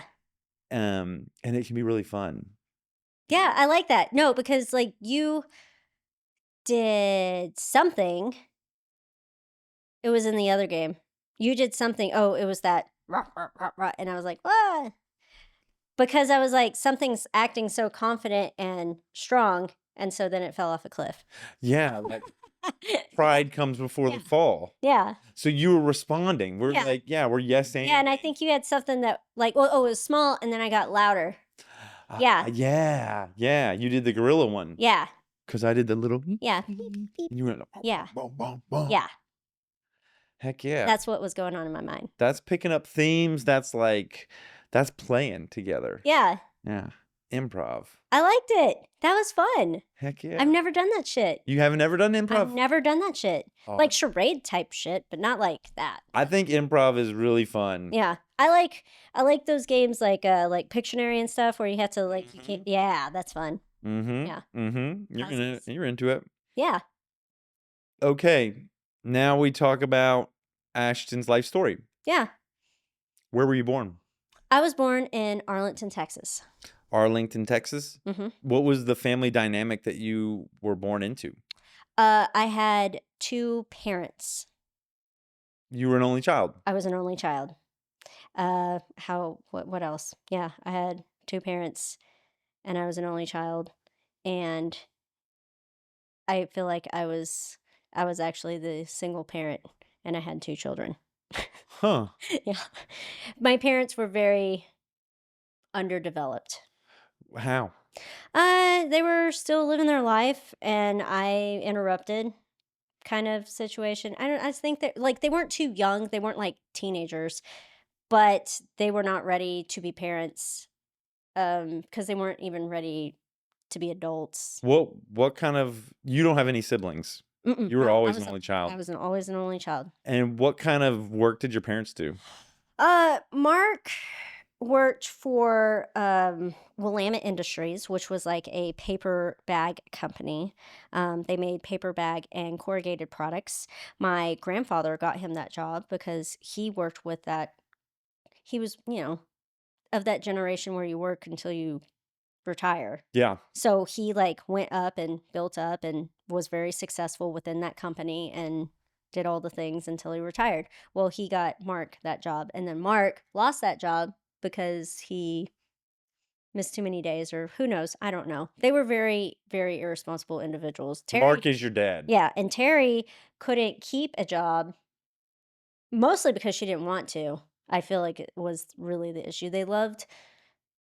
It seemed as if they loved socializing and partying. They almost seemed like I grew up around music a lot. Mhm. They were very into like I just grew up in Deep Ellum, and I grew up somehow getting into bars, and I would sit at bars and I would draw while my parents were drinking, and she was sometimes the door girl and Mark was the bouncer, and I would be at venues where Goo Goo Dolls played and Pantera. I used to hang out with Pantera and Guns N' Roses, and that was kind of my lifestyle. Was I partied real hard till like all before like the ripe age of 9. And it's because that was their lifestyle, and I just kind of was like in it. Your folks, you were going to rock concerts and meeting Hmm. big. Yeah, and like I would be in the backstage sometimes trying to sleep, and like a band would come off stage and they'd be really loud, and I would wake up and I'd be like, "Hey, you guys need to be quiet. I'm trying to sleep." And then they were just so used to me being around that they would be like, "Oh, I'm so sorry." Like yeah, it's real weird. Oh. The singer from Drowning Pool was like one of my friends, and he used to carry the stuffy around with him that I gave him all the time. Um, yeah, it was weird. Weird. It was weird because I have always been more easier to get along with older people or adults, but they were, like, so immature that it's kinda weird, like, I was hanging out with a bunch of immature fools, but yet I could just, like I don't know, I guess I just got really good at, like, trying to fit in into any environment. And then as I started getting older and recognizing, you know, things were not the same, that's when I started having, like, really bad anxiety and stuff, and I would have panic attacks, but That when you realized that other people weren't raised the way you were raised? yeah, yeah, like, and then so I would try to, like, mimic, like, my neighbors had, like, a nap time, and so I gave myself a nap time. If I felt like I did something bad, I would make myself go to my room and think about it. You would Yeah, because I was just trying to create normalcy in my house. It was a mess, and, my parents weren't hoarders, but they were definitely pack rats, and so I would my way of pleasing or, like, trying to, get, like, acceptance from them would be, like, cleaning the house, but, like, they would have so much crap that I would have to, like, make little crap piles, and I'd be like, "Look, cleaned the house, and I cleaned the kitchen, and I swept the floor and mopped it and back," and, like, they didn't care about those things, and I didn't know love languages at the age of 4 or 5, so, like, I just kept doing the things that I thought would make them, like, love me or accept me, and, they just kept living their life, and I had no real role model except when I started looking at exterior like my friend's house or my neighbor's house or like how they would kind of like act. I would just try to recreate it because were was it what was the relationship between your mom and dad? terrible, and they were both Jezebels. Jezebels? What's a Jezebel? Like a charlatan? Yes. They were like, Yeah, they were like not faithful to each other. And I remember, one time Terry talking about like, oh, you know, this guy kissed me terribly. He shoved his tongue down my throat. And I thought, what a terrible friend. He needs to learn how to kiss better. Like, this is all in my thoughts as a kid sitting at a bar doodling. How did I become this person? I don't know. But yeah, those were the kind of, that so was they like, didn't like was it an open relationship or did no, it they was not an open relationship. They were miserable with themselves. They're both have a tendency to have a victimized mentality. And still together? no, no, no, no. They divorced. They divorced shortly before I lived on my own. So it was like around 13 or 14 is probably the last time I saw Terry. Maybe I was 11 or 12. No, it was 13 or 14. And then it was 14 or 15 because it was before I drove. And once I started driving, because my grandparents gave me my first car, that's how I started driving. So there was like little niblets of like my grandparents trying to help, but I never lived with them, and I don't think they understood the extent of like what was going on at home. Um, or they just didn't want to step in. I don't know. Either way, they try to help here and there, and my parents finally split, and he moved with his girlfriend in her trailer, and then my mom kept the house because I was there with her boyfriend that already lived in the house. It was a very wild situation. And yeah, no, and then she just kept spiraling down and getting worse and worse as an individual, and very, very abusive, verbally, physically, to the point to where I got hurt. And then my dad acted like he was kind of like involved in my life. And so I told him because I thought I trusted him.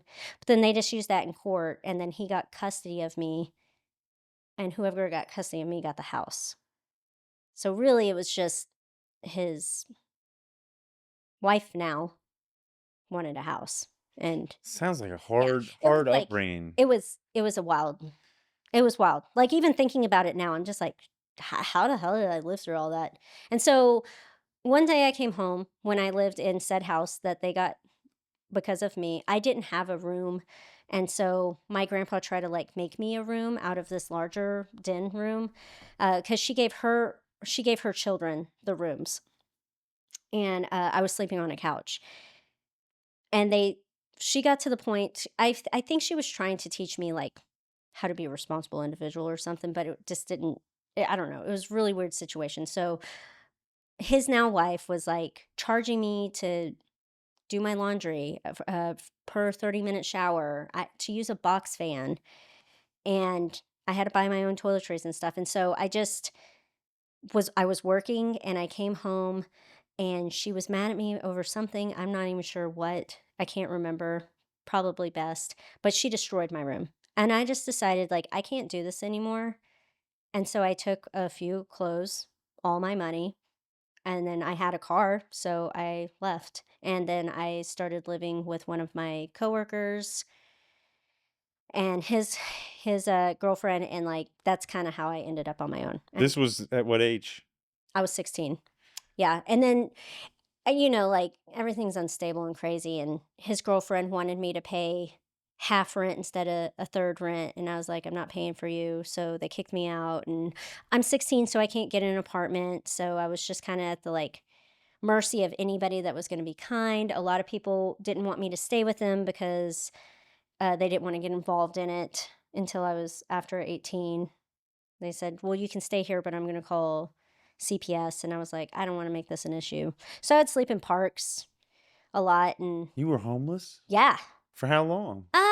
just like off and on. So I wouldn't even say like off and on for maybe like a year. From 16 to 17?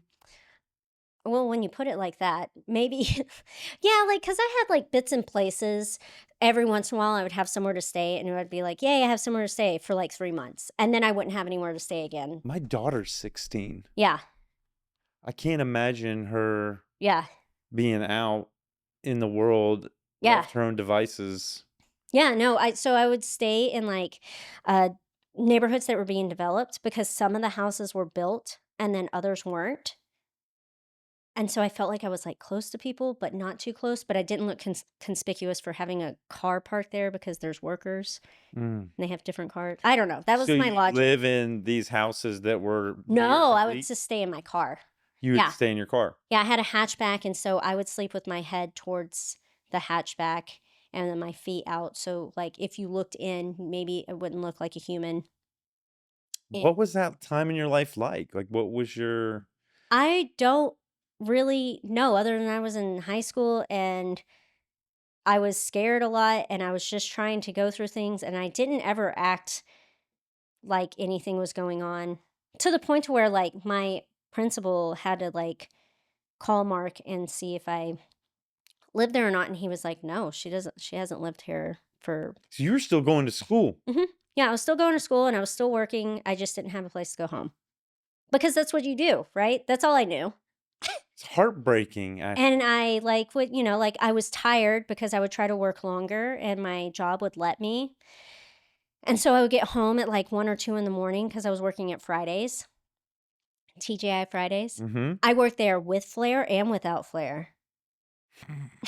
And the transition in between, it's funny. Yeah. Anyway, but yeah, that's where I worked, and they have a bar, so, like, they let me kinda, like, card people for a little bit longer so that I can make a little more money, and, which would make me tired, and then school starts at, like, 7 or something, so I'd be late every day, and so I technically failed my first class and didn't get to walk because I had 27 absences because I was over 20 minutes late, and my teacher never asked me what was going on or anything.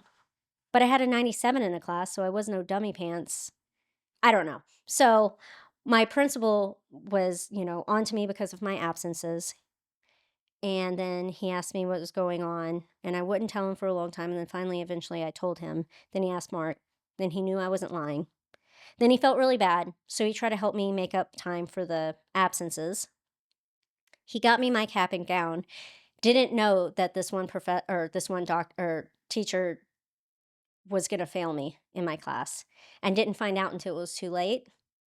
And so I didn't get to walk, and I had to go to school for like, what's that, like summer school type thing. Mm-hmm. But I finished that in a week and then graduated. So, Seems like you were a kiddo that fell through the cracks. a lot of it. Like, and I think like, why aren't there like services for those kind of situations? Like, I feel like, and if there are, I don't know about them or didn't know about them. And so, yeah. And then I went to cosmetology school afterwards. And my grandparents kind of helped me through that, like registration and all that, and they were kind enough to like pay for me to go to school, and then I just worked. I worked at Fridays. I worked at Victoria's Secret, and I went to school and finished cosmetology school, and then started working in salon and day spas. From by the time you were Took like, I mean, I think it's like 2 years. so 18? Yeah. Yeah, and then from 18 to 19, I was just hustling hair. I would work at work, and then I would work before work or after work. Sometimes I would do hair at like midnight. Um, I've cut hair at Sonic. I've cut hair at a mall. I just would do it anywhere and would do anything to try to make any dollar I could, because I just never knew when I wasn't going to have enough money. And I was staying at my friend's parents' house for the last bit of my cosmetology school because I was just over 18, and they let me stay there until I graduated, which was in the summer of whenever. And and then they kicked me out, and so I got my first apartment. And then it was never an issue really after that, because I was old enough to be able to get my own apartment. I had to just like rely on other people, and that was actually probably the hardest thing. It wasn't that I wouldn't even be able to like afford it or anything, because I definitely just only worked, and I did not have like a normal childhood, and I would go and like try to do like kid things and go to parties and stuff, but I didn't ever have a connection with anybody. So I'd always like be invited to a whole bunch of things, and I didn't know how to say no. So I'd go to like 8 different parties but stay 30 minutes at each. And just be like, "Oh, well, sorry, gotta go." And like nobody knew like I was just going party to party, mostly driving then through the night. And then would go to sleep and then like start my workday because I was just trying to like fit in. It was weird. Yeah, you grew up really quick. Yeah. Like really, really quick. Yeah. Yeah. And so I wouldn't wish it upon anyone. It sucks that I didn't have any siblings or anything to, like, kinda Share that. be with, Yeah. but also, like, I would hate for anybody I'd ever to go through any of that. And, but I'm thankful for it because I wouldn't be who I am today.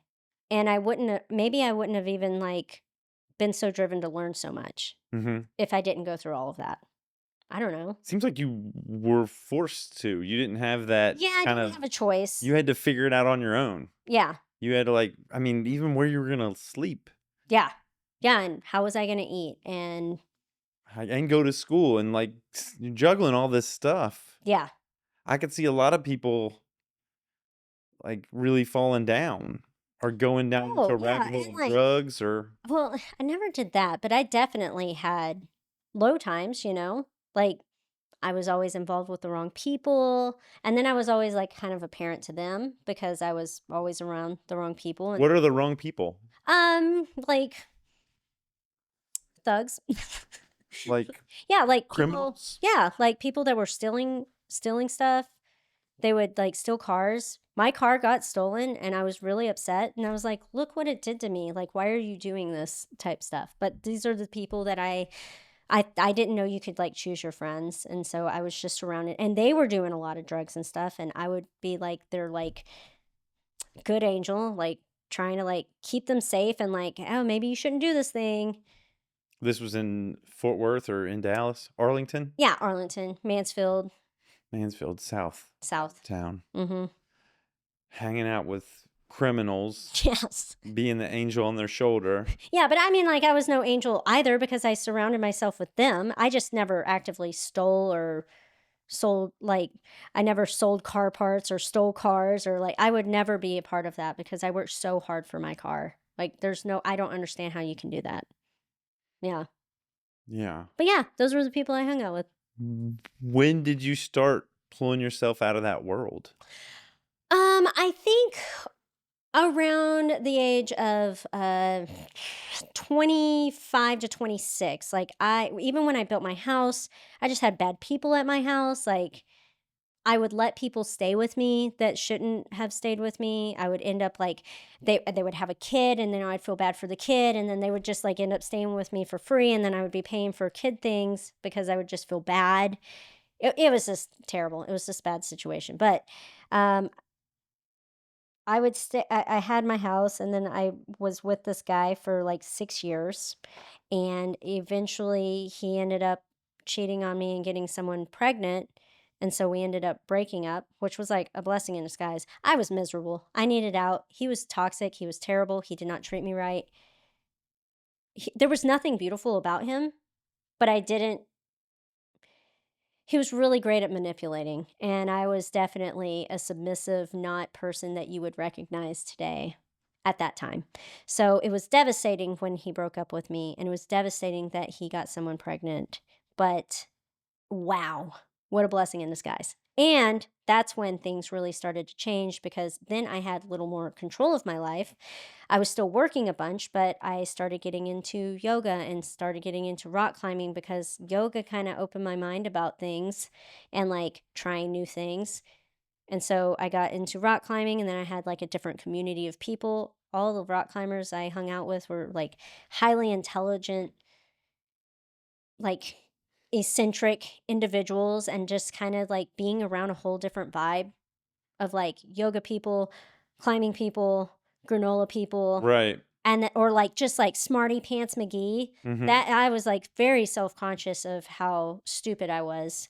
Um just because like I didn't have the same intelligence as they did, I didn't recognize my intelligence Well, either. yeah, you might have not had facts Yeah. memorized. Yeah. Yeah, I didn't have Because I would say that what you did showed a supreme intelligence to be able Yeah. to navigate the world and all the complexity that you had Yeah. from a young age and make a path forward where you went to school, had jobs, managed your own kind of living situation, Yeah. however, strange it was in a house in a developing neighborhood, or all of those things Yeah. show immense intelligence. Yeah. Thank you. I didn't feel like that then. I do now. I do see like the drive and discipline that I have. It's definitely rooted from that. But like I'm very very thankful that I'm finally aware of it because I never gave myself credit for anything. Yeah.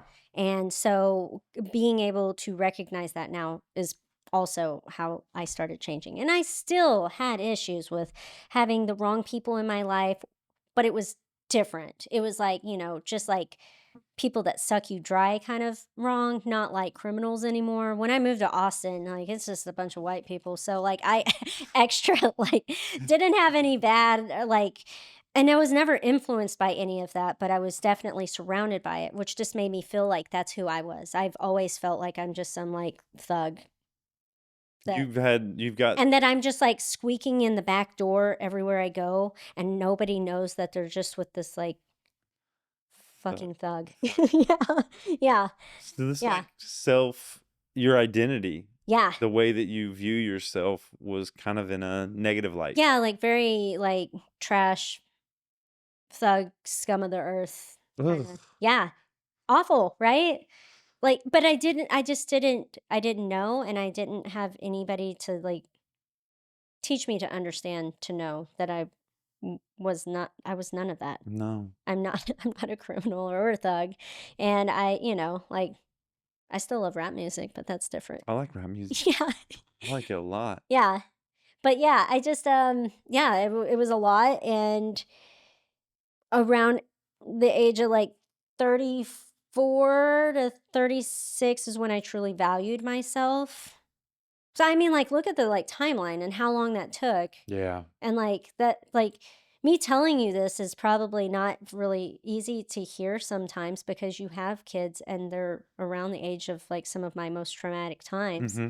But look at how much things changed and how long it took, Yeah. Like It takes a long look at time. who I am now. You know me for who I am now. You Yeah, only know me that's right. for who I am now. And so to hear these things or maybe even be crazy to you, but like look at the potential that anybody could have. And just because you're 40 or 50 doesn't mean that you don't have room to change or Right. time to change. I think about your story within the framework of like Maslow's hierarchy of needs. A lot of folks, at least middle class, upper middle class people, they start out on the second level Yeah. because they have food, water, shelter, Yeah. all that stuff taken care of by their parents. Yeah.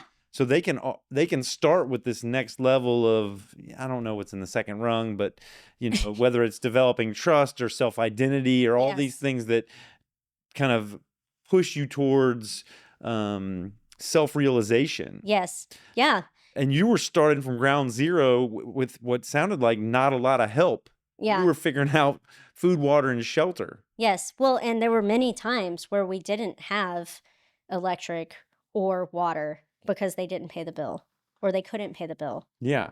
And, I got really great at answering the phone and sounding like a very professional secretary. And they would dote on that. So that was like my level of acceptance, is that I knew how to be proper enough on the phone that I could, whoever was on the other side of the phone didn't know who they were talking to. Yeah. They didn't know I was 6. Oh my Yeah. God. And so by 34, around 34 is when you woke up and realized you had agency, Yeah. realized that you had some say in who you were, Yeah. how you showed up in the world. Yeah. Yeah. And like, I came from small town. It was next to big cities, but I was from a smaller town. Arlington is not big, but Mansfield was where I went to high school and grew up. Mhm. And it was not big. And I, there was golf course people and then there were rodeo people. And both of those are just two different flavors of rich. And then there was like my neighborhood that somehow kind of like was just kind of nestled into there, and it was different. And so um recognizing and seeing everybody's like different walks of life kind of was helpful for me, because I was like, okay, this is not normal over here. They don't have to know that, but I can just try to act like that's normal, and then maybe I'll fit in. I was all about like trying to like Fit in. blend in, Like, not even like fit in, like be popular or cool, just blend right in. I am a chair. yeah, yeah. Because that's safer than being the center of attention. Yeah. Because then you might know things about me. So, So always kind of there, fitting in, but yeah. not shining, Yeah. Yeah. It's kind of, squeaking through. yep. Wow. Yeah. Crazy, right? And then 34 comes around and you're having an awakening. Yeah. I started school and realized that I'm not dumb, and I'm not sure how half of the population got to school. What was the catalyst for that awakening? Uh, Going to in person classes and then like being around other walks of life that were completely different than my Austin bubble, because I'm around a bunch of like really, really, I would say like well off, or at least, middle class, well to do professionals that are like I know how to surround myself around the right people, but I didn't necessarily consider myself one of them, other than we're all human. Like I understand that. But these were like all different walks of life. Like there's, teen pregnancy chick, and then like a 6-year-old person that just wants to like further their education, and then like there's like all these different people, because it was Austin Community College. ACC. Yeah, and I was just like, wow. And look at all the different like forms of not smart that we have here, and not in like a like condescending way, but like that's when I recognized variations of intelligence, Mhm. and then that's when I recognized I should be here, and this is okay, and I belong. And I still struggled a little bit with occupational therapy, because that was a private school and just the way they act, well, and it was a Catholic school, so I definitely didn't fit in. But you know um that's when I really started to realize that I do have value and I do have something to offer. And it wasn't because I was getting an education, because I already getting a lot of education. It was because I realized it doesn't matter what education you're getting, as long as you continue to keep learning and growing, that's really important. It doesn't matter what university you go to, just keep learning. you know? Yeah. I mean, yeah, there's something to be said about going to UT, whatever, but, like, there's also something to be said about continuing to keep learning. Lifelong learning. Yeah. I got a real is it Dorothy and the Three Bears? Is it Dorothy and the Three Bears? No, Goldilocks. Goldilocks. Yeah, I was like, "Who's Yeah, Dorothy?" Dorothy's the one that goes Wizard of Oz. Yeah, Toto. Toto. I got a real Goldilocks vibe because when you were young, you surround yourself with kind of, eh, you said thugs, Yeah, criminals, yeah. folks that lived in an underworld where they were breaking the law in order to survive. And then you Went to swung, prison. went to prison. Yeah, So, like, which isn't who you are. You weren't participating, but no. these were the people that you needed to survive because they Yeah, were the ones that the universe provided for you. yeah, And, we need community, we need society, we need to yeah, socialize. That's really important. yeah, We're social beings. yes. And then you kind of have this opposite side. This is the hot and the cold. The other side was like folks that were, intellectuals or well-to-do or people that had, all their stuff together Yeah, with their degrees and with their jobs and kind of like, these academic, yeah, I don't know, accolades or badges, whatever we're calling them. And those folks were kind of, we've swung the pendulum to the other place. They weren't breaking the law at all, but no. still they're very different. Yeah, and they could not relate to anything, so I just never talked about anything Right. because it's like they'll never understand, and I don't need them to understand to have me exist, Yeah. so it's fine. So you had this hot and cold, and it wasn't until you found ACC and this Yeah, like just right of, oh, there's a lot of different types of people in the world, yeah, not just thugs and, yeah, and intellectuals. yeah, And I can fit in the middle. I can bridge these worlds. yeah. Well, and I mean, like I said, I went to a small town, USA, there was golf course people and then, like, Ranchers. ranchers, and all of those people did the traditional, like, you go to college, Yeah. you get married, you have kids, so, like, I wasn't doing all those steps in the right order, and, and I was looked down upon a lot too, so, like, the thugs actually were more relatable because they never even judged me on that. They were Yeah. too busy in their own shit, they were so self-absorbed and in their own thing that, like, I was like, "Man," it's like, "Why am I trying to hang out with these people?" Because you weren't Because following the middle I class wasn't path. doing the normal Yeah. thing. But, like, School, what is college, get normal? married, get Yeah, pregnant, have kids, get a fancy job. yeah, That's like, and if you don't find yourself in one of those paths, where are you? yeah. You're some kind of, you know, Floater, shapeshifter.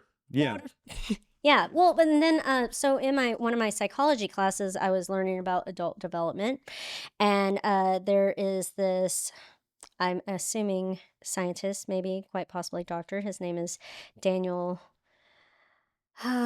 Daniel Livingston? Daniel L. Doesn't matter. Daniel L. He came up with the theory of seasons of life, and it's basically until like about 22, your life is compartmentalized in like these like 5 to 7 year lumps. And then you have these transition lumps in between. And I was just like, although it was talking about a traditional normal trajectory, like you go to college, you get married, you do this shit, you get a house, all those things. I could see the relation in it and how it correlated with me because it was like every like 5 years there would be some sort of switch, mostly positive, but there would be a transition in between that maybe felt a little unstable and hectic, but it always ended up being a little bit better. And right now, like I know I'm going through like another transition. It will never feel like the worst transition, but like it's a transition and growing pains never feel good, but like Hmm. I know that there's this like new amazing thing or better thing on the other side and I'm like more excited about it now that I can recognize it instead of just seeing like what's going on and like the now, you know? Yeah. But like seeing it kind of broken up like that, I'm like, "Oh, all right. I'm actually right on target." It's just that the transitions to what are different. Because I got that house before I even got married or had kids or anything, you know? Yeah. So I think that that's kind of cool that I got to learn that and see that perspective. They taught a bunch of different theories. That one resonated with me the most, though. I Yeah. heard a story about a lobster and how lobsters they get bigger shells. Yeah. They shed their shell and then I don't know if they just grow it on their body. Is that emulsify or whatever? I think Emulsification? so because they do molt them, Yeah, they like molt. birds molt their feathers, Mm-hmm. and crabs. That's how you have a soft shell crab. Is it's in the middle In the period. middle period. Yeah. So what I've heard is they're growing inside of there. Yeah. They're growing inside this hard shell. Yeah. And it'll hurt because there's too much lobster For the shell. there's like 5 pounds of lobster in a 4-pound shell. Yeah. And so they feel uncomfortable. They feel, you know, it's not cool for them. Yeah. And that's when they go hide and they shed that shell and then they grow a new one. I'm not a lobsterologist. So anybody out there that knows I'm wrong, All technical terms. this lobsterology is not my academic Yeah. background. So if there are lobsterologists out there, put in the comments exactly how this goes down. But what I heard was they feel uncomfortable. Yeah. There's too much lobster in there. Yeah. And the shell's not going to move. It's not going to expand to accommodate. Nope. So they got to go hide, get rid of that shell, and then do a new one. And I think about that within the context of development, Yeah. growing pains. Yeah. It's like I'm at a time to transition because I'm uncomfortable. I'm dissatisfied. That means it's time to make a move. Yes. Time to grow. Time to like find a new shell. And learn how to be okay with being uncomfortable, because a lot of people, the second they feel it, they retract. That's a missed opportunity. So they'll stop growing. Mm-hmm. They'll say, hey, I'm just going to keep, if my shell's 4 pounds, I'm just going to never get bigger than 4 pounds in Yep. here. Instead of Nope. And growing to 5 and then getting a Yep. 5-pound shell. Yep. Yeah. It's sad, but I think it's also like how our culture is now. Like everything is like instant gratification. Everything's like right now. Like think of Ozempic, like ugh, terrible. So terrible, and it's starting to be exposed of how much terrible, but it's just a quick answer for the people that aren't willing to feel a little discomfort. There's always been quick There's always fixes. a There's quick always been fix. quick fixes. But the quick fixes come with a lot more cons, and the biggest thing is that you never address your actual issue. Yeah. Yeah. And it's the same with lifting. If you don't learn how to lift right, you're never addressing your actual issue. So you're always going to have that knee pain, or you're always going to have that back pain, or you're always going to feel a little like wonky in your elbow when you start doing pull-ups, probably because you're doing too many right off the bat. We're talking about shortcuts. Yeah. We're talking about trying to not do it the right way, get the results Yeah. without, it matters how you get there. Yeah, it does. It'll show in your body. Yeah. It'll show in your mental health, all of that stuff. Everything. If you cut corners. Yeah. That's where discipline comes in. Yeah. And it shows like that's a personality trait right there. If you're cutting corners, there's Yeah. a typical personality that does that, like, and it's unfortunate because like if you never can overcome that, then you're never gonna fully ever get to be your best potential self. And Yeah. like who doesn't want to be like the best version of yourself? The best version Yeah. of yourself. Yeah. I'm not saying perfection. That's weird. Well, there's no such thing as perfection. No. We- But the best version of yourself is something that you should always be striving for. Yeah. And you can have a bad day, but you wake up, you have another opportunity of trying again. Heck And yeah. that's it. Like you And just that need best version is, your body, Mhm. your health, Yeah. your emotions, your, the way you connect and communicate with the world, What you're with putting out people. there. Yeah. Yeah. I agree with that.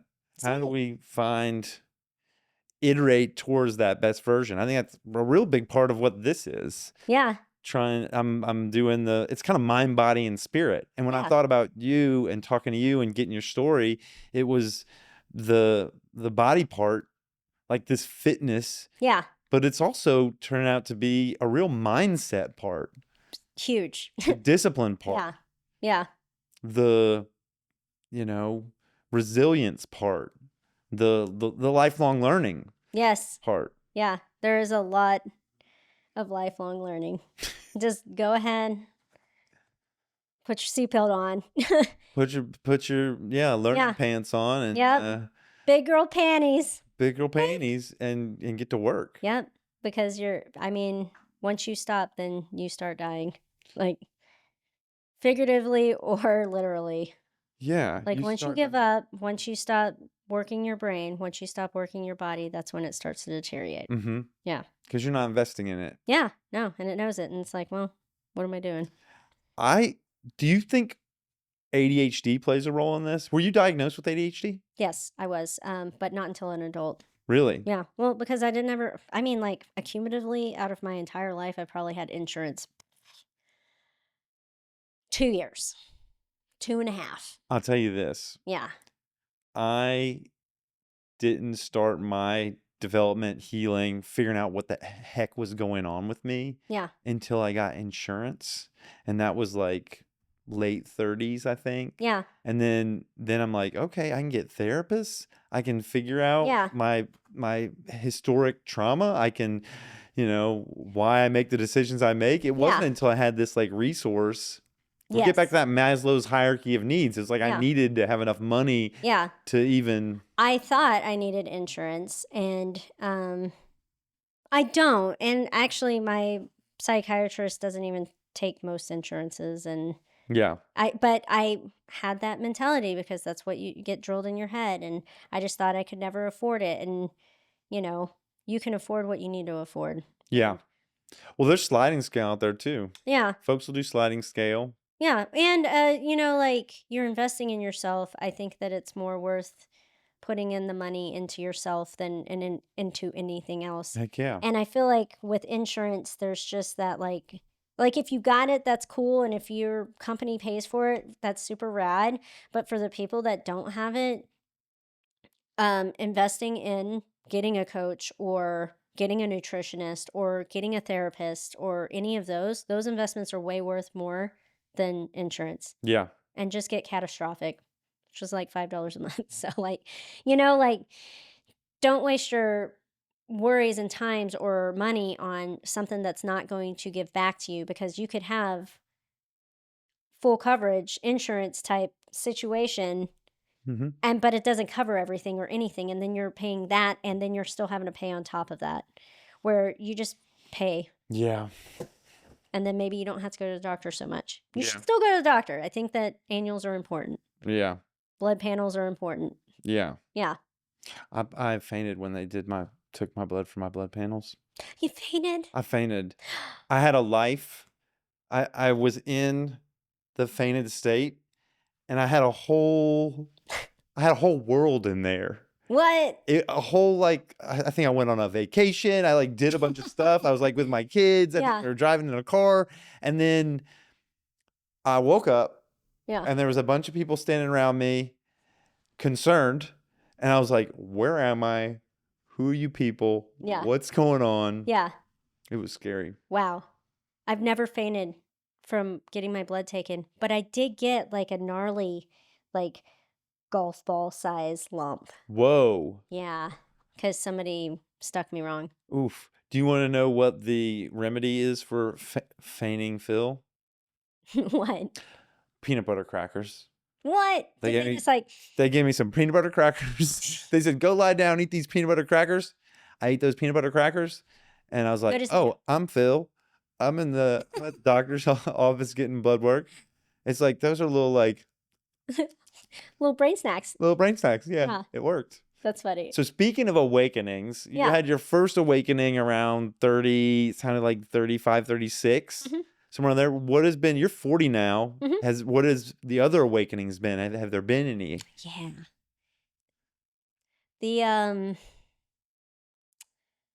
The the care of what others think is out the window. Really? Yeah. When I've spent my entire time trying to like mold into whatever others want, Mm-hmm. there are less F's to give. Let's Yeah, like there's like my little given an F cup. There's maybe 2 in there, I don't know. It's pretty empty and it's fine. Yeah, 0 Yeah. F's to give. Yeah, like I just, it's man, it's refreshing, it's empowering. And like I still care. I care about people. It's unfortunate how much I hate people. I also care about people and I want to make them better and I want to help them. But I am wasting less energy on the stupid people that are not worth my time. Yeah. And I can recognize quicker who's stupid. And I'm not talking about intelligence or lack of intelligence. I'm just using stupid as a general. How they're investing their time, probably, and energy, and where they're placing their attention. Yeah. Yeah. No. Done. Yeah. Yeah. Where that lands for me is kind of the way I talk about it in the show is internal referencing versus external referencing. Yeah. Like you're looking inside for your guidance system. Yes. You're not looking outside, because I think the words that resonate with this external referencing Yes. is like placating, Yeah. people pleasing, Yeah.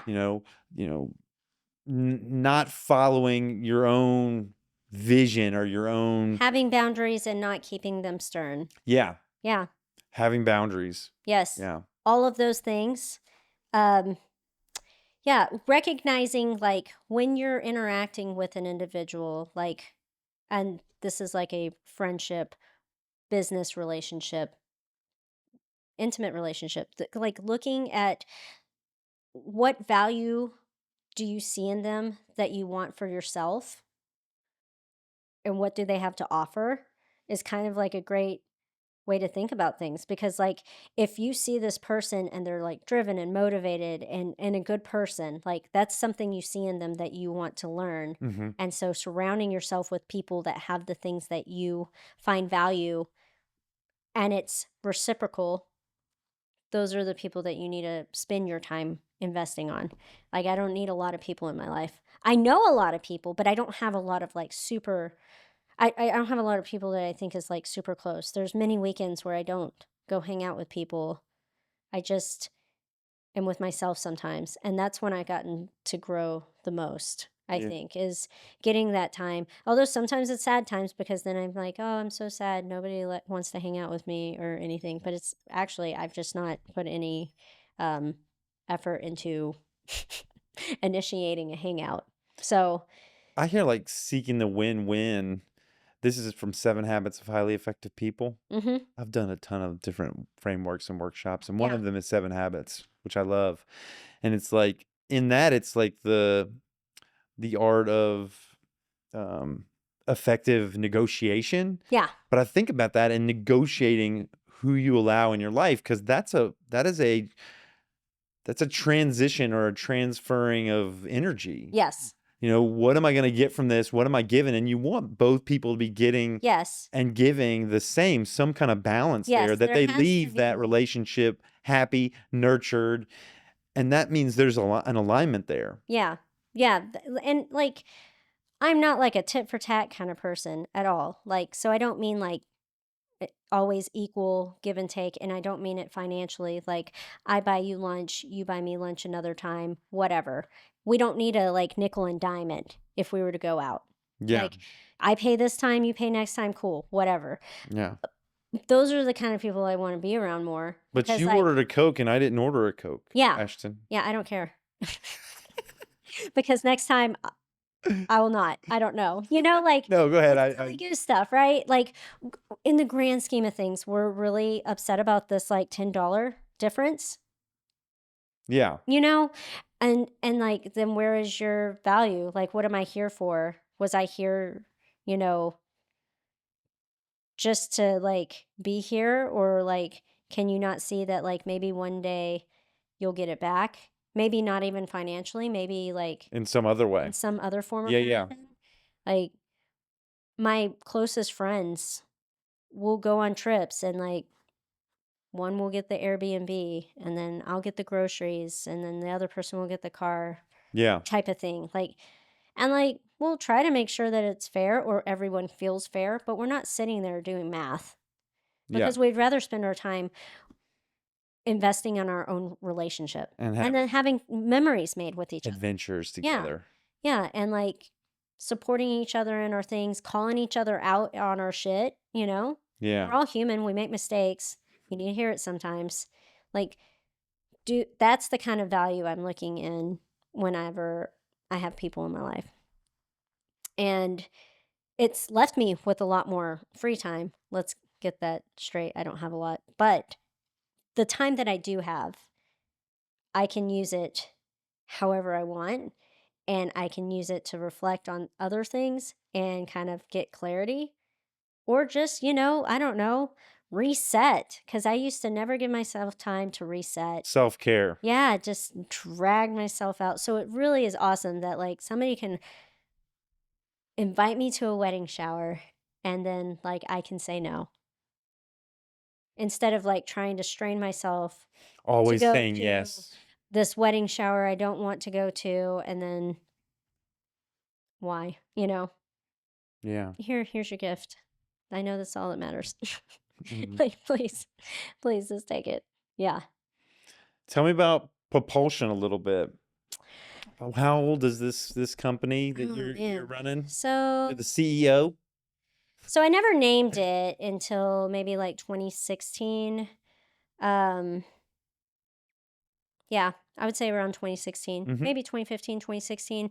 I didn't name it. It was just group training and group running.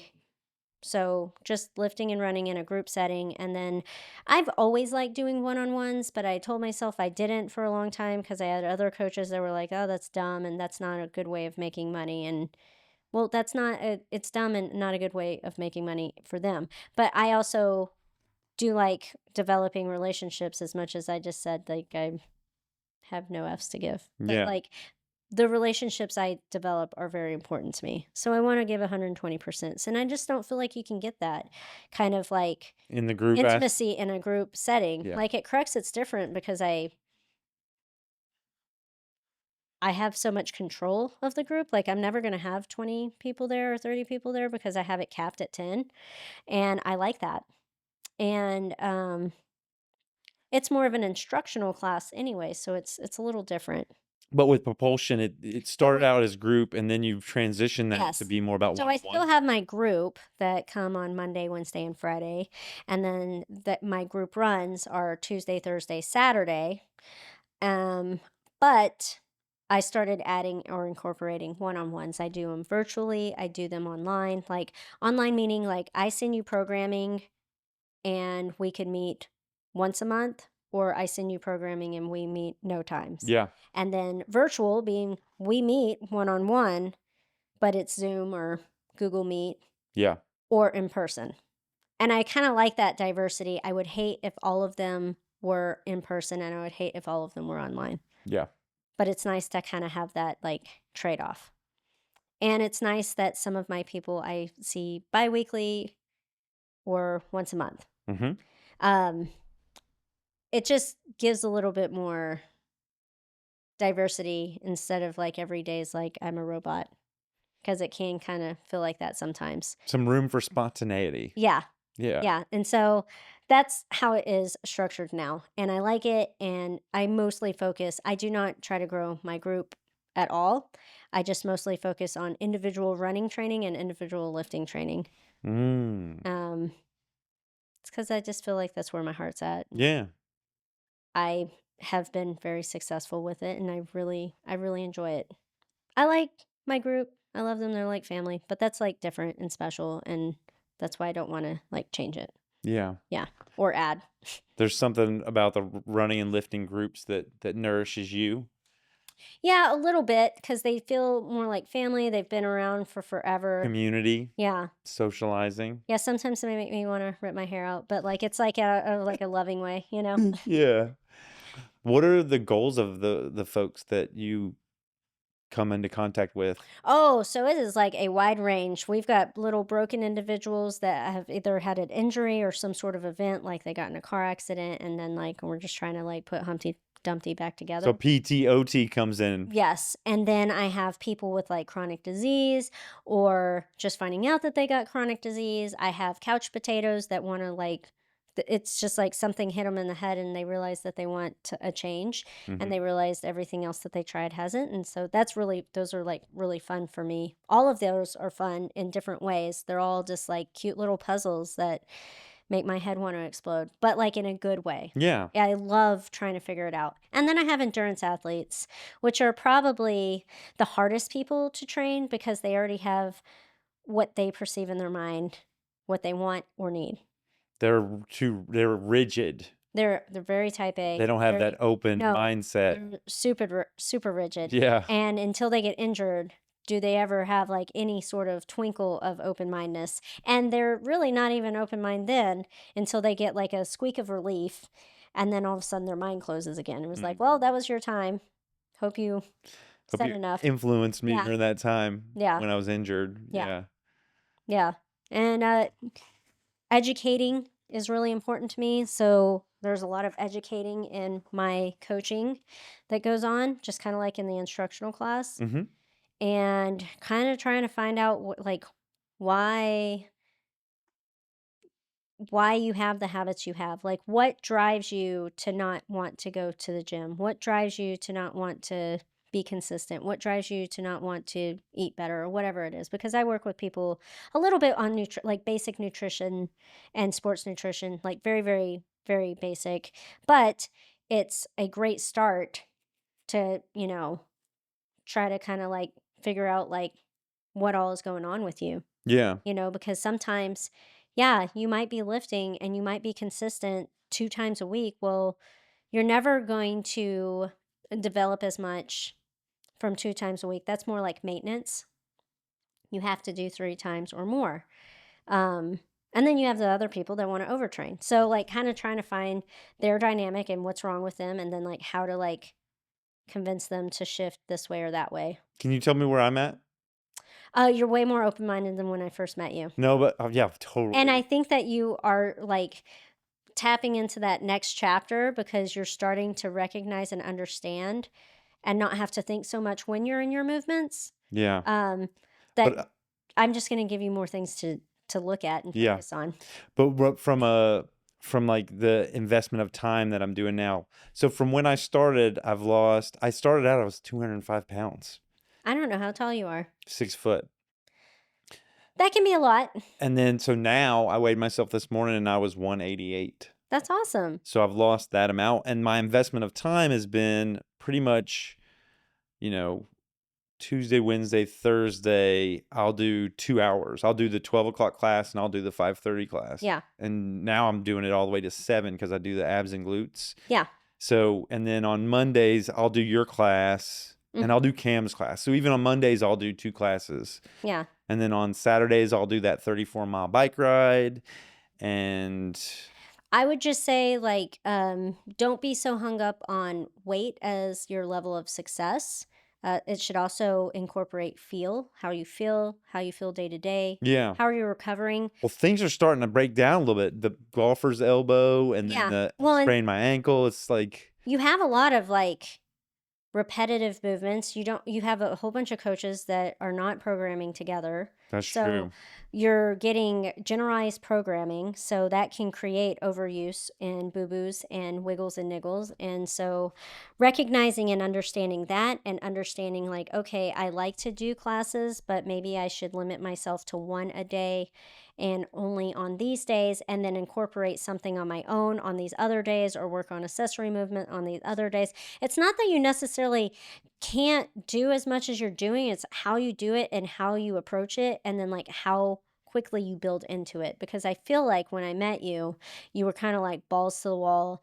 You went from nothing to a lot Mm-hmm. because you were trying to work through a lot of things mentally. Yeah. And that, and, like, we all have our time where we have some nervous movement, and that's okay. Yeah. But now you're in a different state, so I feel like you should really focus on like generating a plan that's going to be more optimal for you instead of just mindless movement, you Hmm. know? Having a more Because you're tailored moving with tailored plan. intention when you're moving with me, but you're not moving with intention with your entire week. And then that compiles week to week. Yeah. Then you've got month to month. And then eventually the bobby pin snaps. Yeah. So again, I'm not saying you can't ever not do 2-a-days, 4 or 5 days a week. I'm just saying maybe back it off a little bit, recognize where your priorities are, and focus on that. Like, are you doing this just to lose weight? Are you doing this to get stronger? Are you doing this to be healthier? Kind of find out where your It's kind of all three. yeah, but Like I climb like you do, yeah, and I realized that I wasn't increasing my level, and I thought, well, I need to start messing with my strength to weight ratio. yes. So it was like more strength, less weight, so that I could just, what your weight, you're hauling up that rock. Yes. So if you're asking for my opinion, I think that if you are trying to lift to become a stronger climber, then you need to do strictly strength. You don't need to do hit or circuit type classes because those are hitting the same kind of energy system. It's all power endurance or, high heart rate, and then you That's rest. like more Heart carbs. rate. It's more cardio Oh yeah, style. cardio. Yeah, right, Yeah. right. Well, and you will need more carbs for that. I do. But that's that's what I'm talking about with intention. Yeah, And like understanding and learning, but you have to be educated to understand and learn. And so yeah. you are doing your best in what you think is what's best for you, but maybe it's not necessarily best for you. Part And of it you're is a human. social part, though. I think Yes. part of it for me is like I see these same people every Yeah. day. In the different classes, I see different people, and Yes. this is my life is making this show, at least since I've been laid off, and it can be a little isolating. Oh, absolutely. I work from home and I school from home. You see me at Crux and it's like a social environment, but Yeah, if you ever notice, I'm like in and out and like the only people I socialize is with you guys yeah, because I'm like kind of sucked dry after 2 classes, you know, on Monday in the sense of like socializing. But that doesn't mean that the other days I am not at this massive deficit of socialization. yeah. I am talking to people, but it's in a job way. It's Right. not in a shoot the shit kind of way. Human relating Yeah. And so authentically. Yeah, I understand that whole like idea of isolation and stuff. And so I think like maybe trying to find other outlets because I'm not saying don't be friends with these people or don't see these people, but if you're seeing them every day, maybe don't see them every day, twice a day. yeah, Maybe see them every other day or once a day, yeah. you Or maybe know? find other ways to Yeah. build community into my life. Yeah. Like there's that coffee shop next door. Like maybe, setting up a coffee shop meet chat Yeah. or finding other like on Meetup, finding other little The group ride has been really helpful for that. yeah. Like the group ride I do on Saturday mornings, I see Yeah. them every time, and we've gotten some camaraderie and some Yeah. friendships are And that's developing there. awesome. And it's good for you to have that, but like running yourself into the ground just to socialize isn't going to work. Well, I also want to get yoked. But that's not how you get yoked, man. I'm not doing 2 workouts a day. Yeah, you're not? No. How much do you work out a day? What is your I mean, I work out a lot, but I've been doing this for years. Yeah. I lift 5 to 6 days a week. How long do you lift? 3 heavy main lifts, which Okay. are the meat and potato days. Those could take up to 2 hours, sometimes just an hour and a half. But they're really heavy and I have to take rest. That's why it takes So you're not lifting for I'm 2 not lifting hours. for 2 hours. You're resting in I'm lifting between. and resting. So your time under tension might be an hour, like half that Yeah. time? Yeah. The other days are accessory stuff. So it could be anywhere from like 20 to 30 minutes, maybe 45. But it's like band work, um, any sort of accessory work with weights, without weights. These are like PT type of things, like Not always. not No, else. no, because like bicep curls and tricep extensions and a different version of a press or chin ups versus pull ups. Mm. You know, What is an accessory movement? something that's going to aid your main movements. So, like making sure that my joint integrity is good. I do like curls and tricep extensions or dips or chin ups because that's going to aid in my pressing and in my pulling because I'm doing weighted pull ups and I'm doing pressing, Okay. one arm pressing. Gotcha. So, those are accessory movements. Kind of like when we do all of our stretches and our rollouts before we do our things, we're preparing the body to do the activity. And so Yes. these Yeah. accessory movements are The stressing the other body. day when we did like the curls and the all that, Mm-hmm. that was accessory work. And then Okay. you had your strength stuff prior to that. Right. So that was just kind of like a total body day. That does It's not a bad way of formatting it. It's just how I formatted it for that day for you guys. Um, but for me, I usually have it else like on another day because my strength days are like they take so much out of me. Yeah. They take so much thinking. My thinky brain hurts so bad because I gotta make sure I don't drop this heavy thing in my face. Yeah. And I'm also really having to focus. I'm really having to make sure that my breath work is on point. I'm got to make sure my mind's in it because if I'm distracted and I'm not going to be sitting chit chatting it up with 145 pounds on a barbell, Yeah. you know? You're focused on Yeah. your activity. Don't eat shit. That's what I'm focused on. Yeah. Must complete lift. Yeah. That's it, not anything else. So that's why I do my accessory days on other days. I will not do an accessory day if I end up actually getting to go climb or actually getting to go to yoga. But I like to do those too, but I interchange them. Do I do 2-a-days? Technically, yes, every day because I do run at least 6 days a week. Mm-hmm. But I am running easy. I walk every day. My average steps, sorry, I didn't mean to touch that. My average steps per week is 32,000 steps a day. 32,000 steps a day. Hmm. How many miles is that? I don't know. I think it's supposed to be like 3 miles for every 5,000 or something. 33 then? That's three miles for every 5,000. Hmm. There's six Yeah. of those. So 6 times 6, 12, 18 miles of walking. Walk in, running. Wow. Hmm. Yeah, but I like, Just around the house. Yeah. Moving around. Yeah. Yeah. yeah. Yeah. And I walk my dog twice a day. I do that too. And I, walk back and forth from my carport to the front. What's your climbing? What level are you climbing at? The last time I was climbing at Crux more consistently, Or outdoor?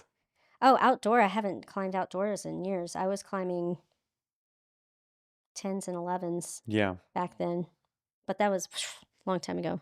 And like, I was getting pretty gangster at squirrels. I could do a handful of blues at ABP. Mm-hmm. Um, Now I could probably do it, but I won't because my joint and skin integrity is not ready for it. Like Yeah. I hang a whole bunch and I pull a lot of weight, but it's not in that kind of form or fashion. And so I'm not trying to injure myself. So I always climb significantly lower grades. Like I've been doing, like the last few times I've gotten to climb once a week for the last 2 weeks, and I wouldn't do anything past like a raccoon, Yeah. and I would climb up and down climb or maybe do ladders of it for a couple of sets Heck yeah. just because that's how I need to climb right now. Right. Unless I can be more consistent and go more often, it doesn't matter what anybody else thinks I can do or wants me to do. There's people always trying to get me to do some dumb things. And I don't have anything to prove. And I don't need to prove it to you. Cameron ripped his shoulder. Yeah, You know, Cameron just had shoulder surgery that's sad. from climbing. That sucks. It does suck. That sucks a lot. And I feel really bad. And I Me hope he too. heals really well. I And hope he see, I heals don't want that. fast too. Yeah. Yeah. Nobody does. Yeah. So I'm over here climbing more practical. I think that's what I need to do for a little bit, is just lower weight, but still focusing on the fundamentals. Yeah. Yeah. And like learning how to like control your body more on the wall is really important. Mm-hmm. Being able to slow down gives you better skin integrity. So then your joints can handle it too. Yeah. Like I'm like a sloth on the wall. Yeah, you go slow. Yeah, I go slow. With intention, Mhm. which helpful out at Gus Frew with all that glassy feet. Yeah. You have to really like pinpoint your footing. Oh yeah, no. Oh, You you're can like, polish you could like check your teeth and some yeah, of that. It's because it's so polished. it's so polished. Yeah. Yeah. I was more of a fan of Rhymers I than like anything. Rhymers. Yeah. Green belt. Green belt's so slimy. Yeah. Yeah. Well, we're getting towards the end. You've Yay. been very gracious with your time. Thank you. Is there anything you want to tell folks about fitness or lifelong learning before we wrap up? I feel like we went over a lot. Yeah, we did. Yeah. Yeah. This is Phil Phails, and you've been hanging out with Ashtyn Johnson. Her company's called Propulsion. Propulsion. Propulsion. Propulsion. Thank you. And she's a lifting and running coach, and also kind of a mindset expert, a lifelong learner. And I've learned a lot sitting with you about your life story and Yeah. just kind of the way that you approach Yeah. all of this stuff. Why I approach it the way I do. 'Cause Yeah. I feel like a lot of people at Crux don't understand. A lot of people in the world don't understand, Yeah. probably. No, they don't. No, I coach very different. Yeah. Yeah. So, you know, listen to this. Watch it again. There's a lot here to learn. Yay. Yeah. You want to wave bye to everybody? Bye. Later, y'all. Oh, can I have a hug? Yeah. Before I do that, look at that camera. That camera. Mm-hmm. Okay. Don't point at it though. Oh, Just look at it. Tell me to. Okay. Just normal stuff. Just do normal stuff. Normal. Don't smile like a weirdo. Don't do weird stuff. And now look at that camera. This one. I can't help but smile now. Because you're doing weird stuff now when you look at it. Yeah. Just don't look at it with weird stuff. E- Because I do this now for the thumbnails at the end. I realized I didn't have. Oh, and so it'd be like. Yeah, we'd always be looking at each other, but I want the thumbnails to be us looking at the cameras. So now this is the first time I've tried this. This works. Yeah. And then let me. Don't side eye the camera. Look straight. What's up, camera? All right, give me a hug. This is awesome. You're dope. You're dope. Ooh, thank you. Thank you. Thank you so much.